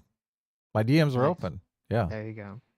It's okay for $5 says, remember Vince Dow from episode 233 on the Vice video was correct that Kamala Harris was not likable. Also, I believe you missed Streamlabs last stream. Did I? I'll check it out. Vince Dow came on our stream when we covered that too, which was cool. He's got a great channel, and it's so this is the thing. When people come at us and call us like grifters and audience capture, it's just they're so dumb. They're so absolutely retarded because we can barely keep 50,000 subscribers. Vince Dow, openly conservative, openly MAGA. I think he's like 500,000 subscribers. Right. Like if we were grifting or just wanting to cater to a right-wing audience, like what the fuck? Why wouldn't we just do that? Yep. We should do that. It's okay. I did read your Streamlabs. I'll read it again. Maybe you missed it because it's near the end of the stream. You said for $2, you said Sitch making videos once again. I guess me saying I would outdo Sitch in the amount of YouTube videos in a Streamlab months ago was a bad idea. I admit defeat, but if Sitch is making videos again, did I really lose? Question mark. Sitch has been working on some videos. I've been working on some videos as well. So, but I can't really post on my main channel anymore because it's completely demonetized. So if I do any videos, I'll post them on this channel if they're political related, and on our How to Kill a Franchise channel if they're the movie essays. So, but Sitch, I don't know if his main channel is still monetized, so he might I still post don't know videos yet either, there. yeah. Yeah. We'll see. Kid Truck 91 for $10 says two things. First, have you guys seen the epic rap battle of Trump versus Kamala? I have seen it. I have It was not. okay. So Also, Adam, the other day you were saying Hector a lot, and it was killing me to know if you meant heckle. Much love anyway. Hector is like to beat someone up for not Yeah, you're doing hectoring something that you someone. want them to do. So Yeah, stop hectoring me. yeah, exactly. You I don't don't know remember that. you saying that a lot the other day, but I'll take your word for it. I think I said it a couple times. Lethal Strain for $2 says, would donors be tax free then? I hope so. That's the goal, right? Hector, Ryan? be bossy towards. That's what What? it means, to be bossy towards, to Hector. Right. You got to vote for, look, what are you doing? Vote for Kamala Harris. She's the best. She's not a DEI candidate. Isn't Hector the perfect word for Hutch and Pisco and all those fucking beta male pieces of shit? Like, weren't they being bossy about everything? Come on. That's the perfect word. They were being very bossy, yes. They were, yes. They were going to call HR. Oh my God, you're considering voting for Trump? How dare you? Haven't you heard about January 6th? Don't you need to watch some Destiny videos and reform? Exactly. That's pretty spot on. Ryan Ool for $10 says Thune is apparently a rhino Republican. At least that's what the MAGA people are saying next. One other note, rhino is an insult to actual rhinos. Choose a different animal like an armadillo or something. There, I guess. Sure. I don't have strong opinions about the animal rhinoceroses. So I feel so bad for the armadillos every time I drive through Texas. you Oh my see them God. dead everywhere. Yeah, they're all on the side of the road. They're such majestic animals. Really? It's like roadkill everywhere. You think armadillos are majestic animals, huh? Yeah, I do. Okay. I do. I mean, they're okay. I don't have strong feelings about armadillos one way or the other. With you, with such a rough, hard exterior, Sitch, you don't empathize with the armadillo? I don't have a rough heart. I mean, listen, they're cute little guys. Okay, Yeah, I think come they're cute. on. They got cute little faces. Everyone loves the armadillo. I don't dislike them. I guess they're Okay, cute. good. I take it back. I'm looking at some pictures of armadillos. They're pretty cute. Yeah. They're much cuter than. They're much cuter than the pangolins, I think. Yeah, anteaters are things are crazy. Actually, last time I was in Texas, I went to some zoo where they had a bunch of armadillos and anteaters and stuff like that. I think I've seen anteaters at the zoo once. Yeah. But I'm assuming anteaters are not native to America. They are like insane. Are they from like Africa or South America or something? I don't think Their North whole American. head is like a big, long cone shape. Yeah, it's it's so a big, weird- bizarre. Yeah. Yeah, it's like a tube. Yes. And their tongue is so long, you think it must like go all the way down into their stomach. Right. South America. Okay. J-Mac or Circuit Fire, thanks so much for $20. Says Sitch, do you know the Magic the Gathering card Archangel of Thune? Perhaps a sign the simulation is real. Do I know this card? I do know this card. Oh my God, I forgot about this card. My friend had an angel deck way back in the day with this set. It wasn't this set. It must be a reprint. So look at that. The 3/4 flying lifelink. Gets you +1/+1 on each creature whenever you gain life. That was a good card. Tish and I had such long conversations about the powers of our characters in the graphic novel. How to like make them not too powerful, but have interesting And then various to make them powers. consistent.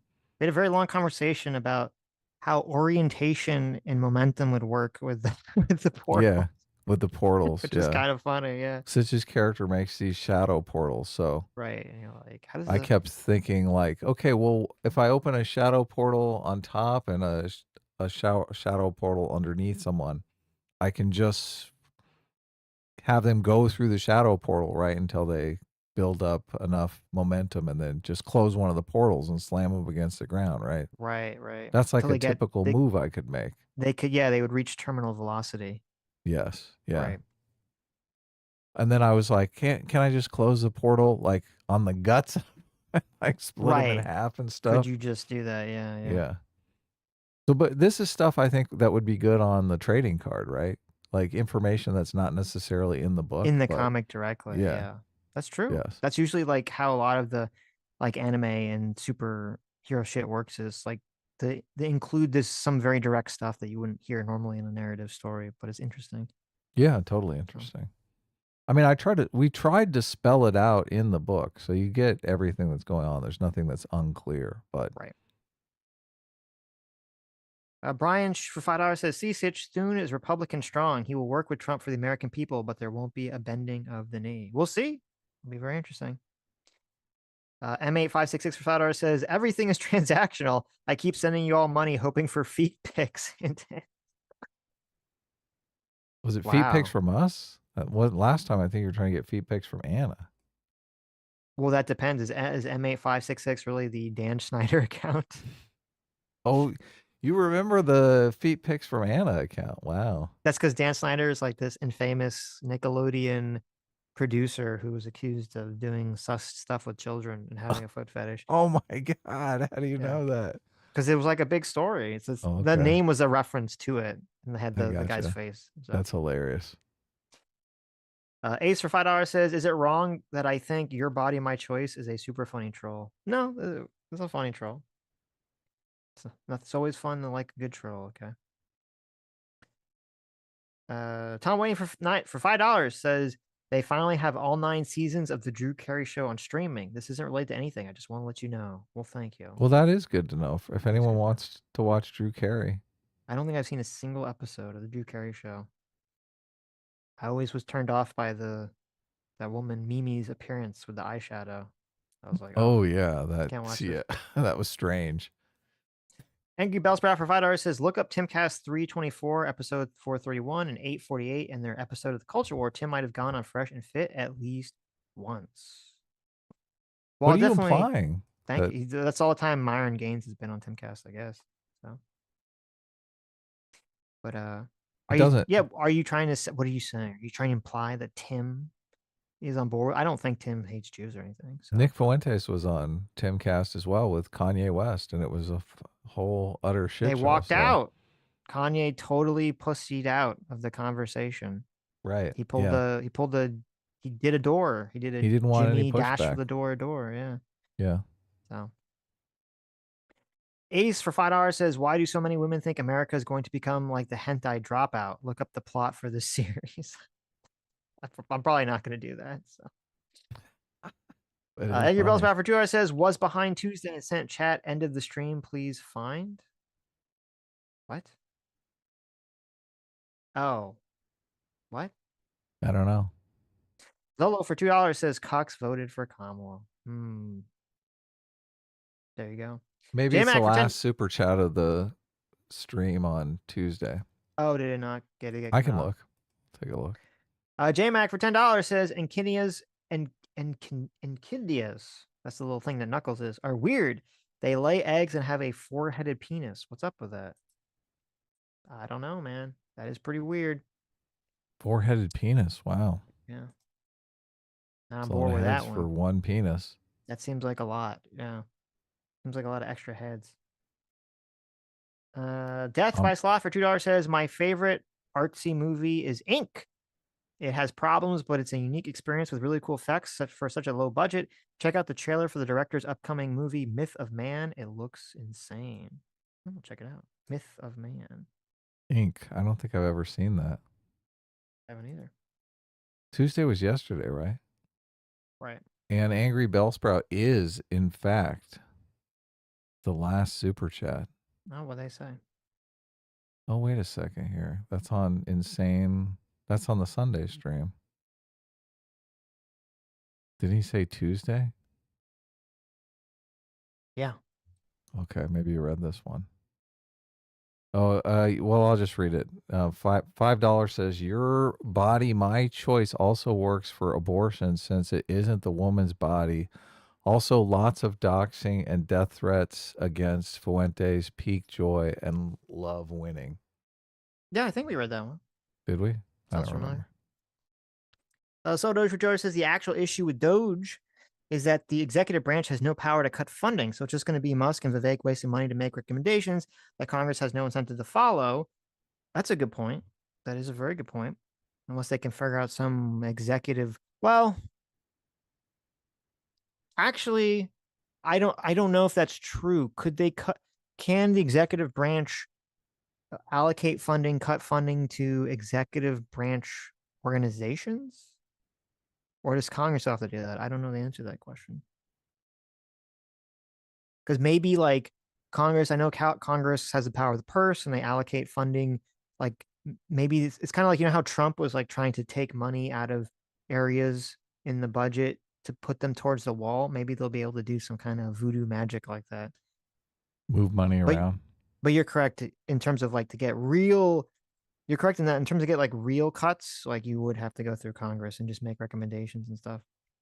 So there's continues for now $2 says, quote, "Oh, Musk and Vivek want me to vote against funding this program that funnels money towards my constituents. Yeah, sure, let me get right on that. No congressman ever. This will just be a waste of money, far from libertarian." That's definitely very possible. So I guess we'll find out. It's going to be another government agency with a big budget that does nothing. Right. Arithmetic for $2 says, Sitch, the media and Democrat politicians have aggressively maligned Republicans as greedy, racist warmongers for decades. You were self-admittedly in the liberal bubble when this began, so your memory of these events may be off.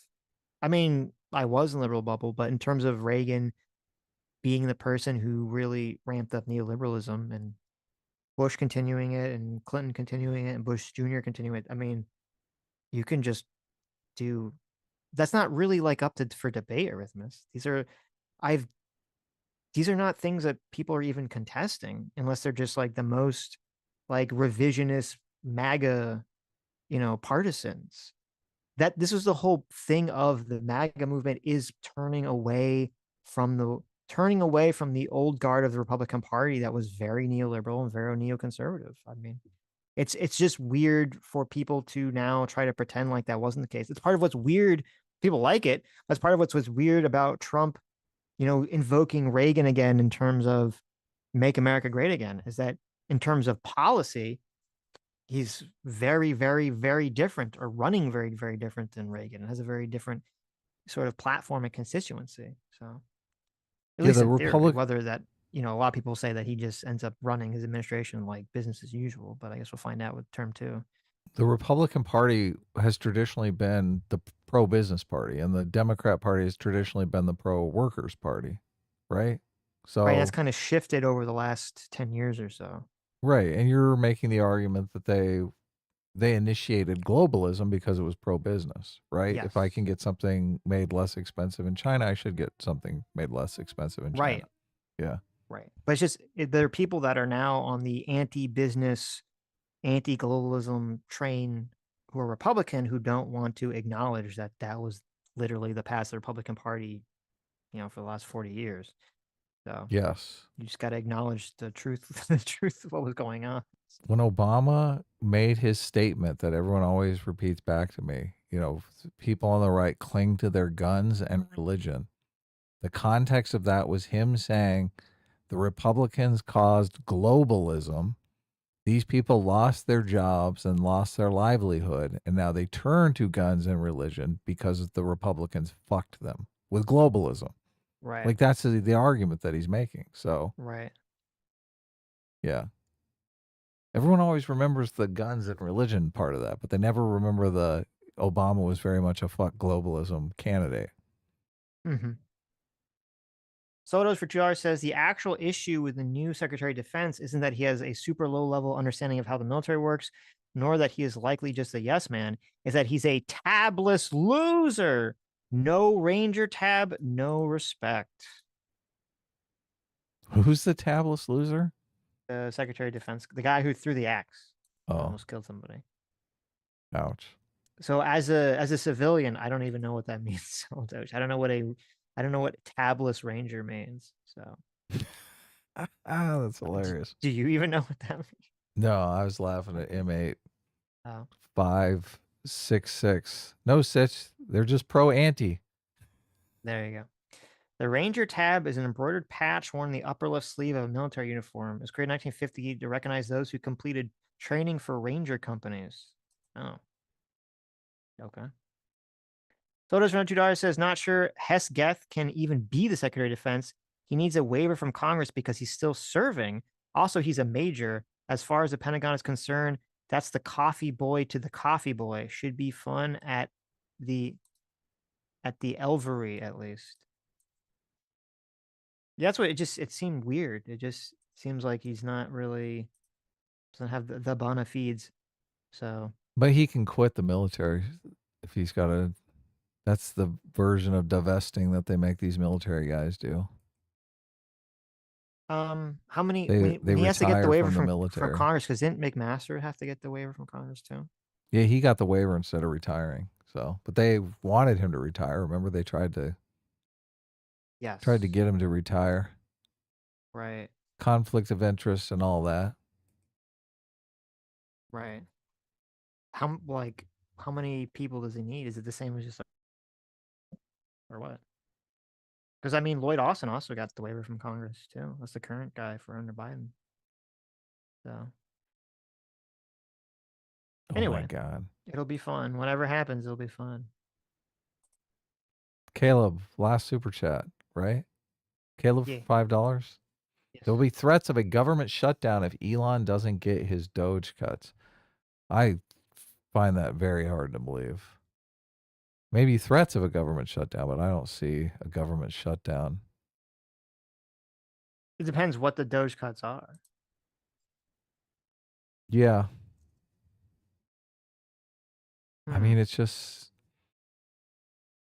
the business mentality and the government mentality are completely different. So the difference is being a ref and being a player in the game. It's Right. like night and day. It's night and day. Anyways, thank you guys for coming. Yeah, this was a great stream. Right. Lots of fun. I learned a lot, Sitch. Right. Thank you guys for coming. Thank you all for incredibly generous donations, and we'll see you all tomorrow. Yeah, bye-bye.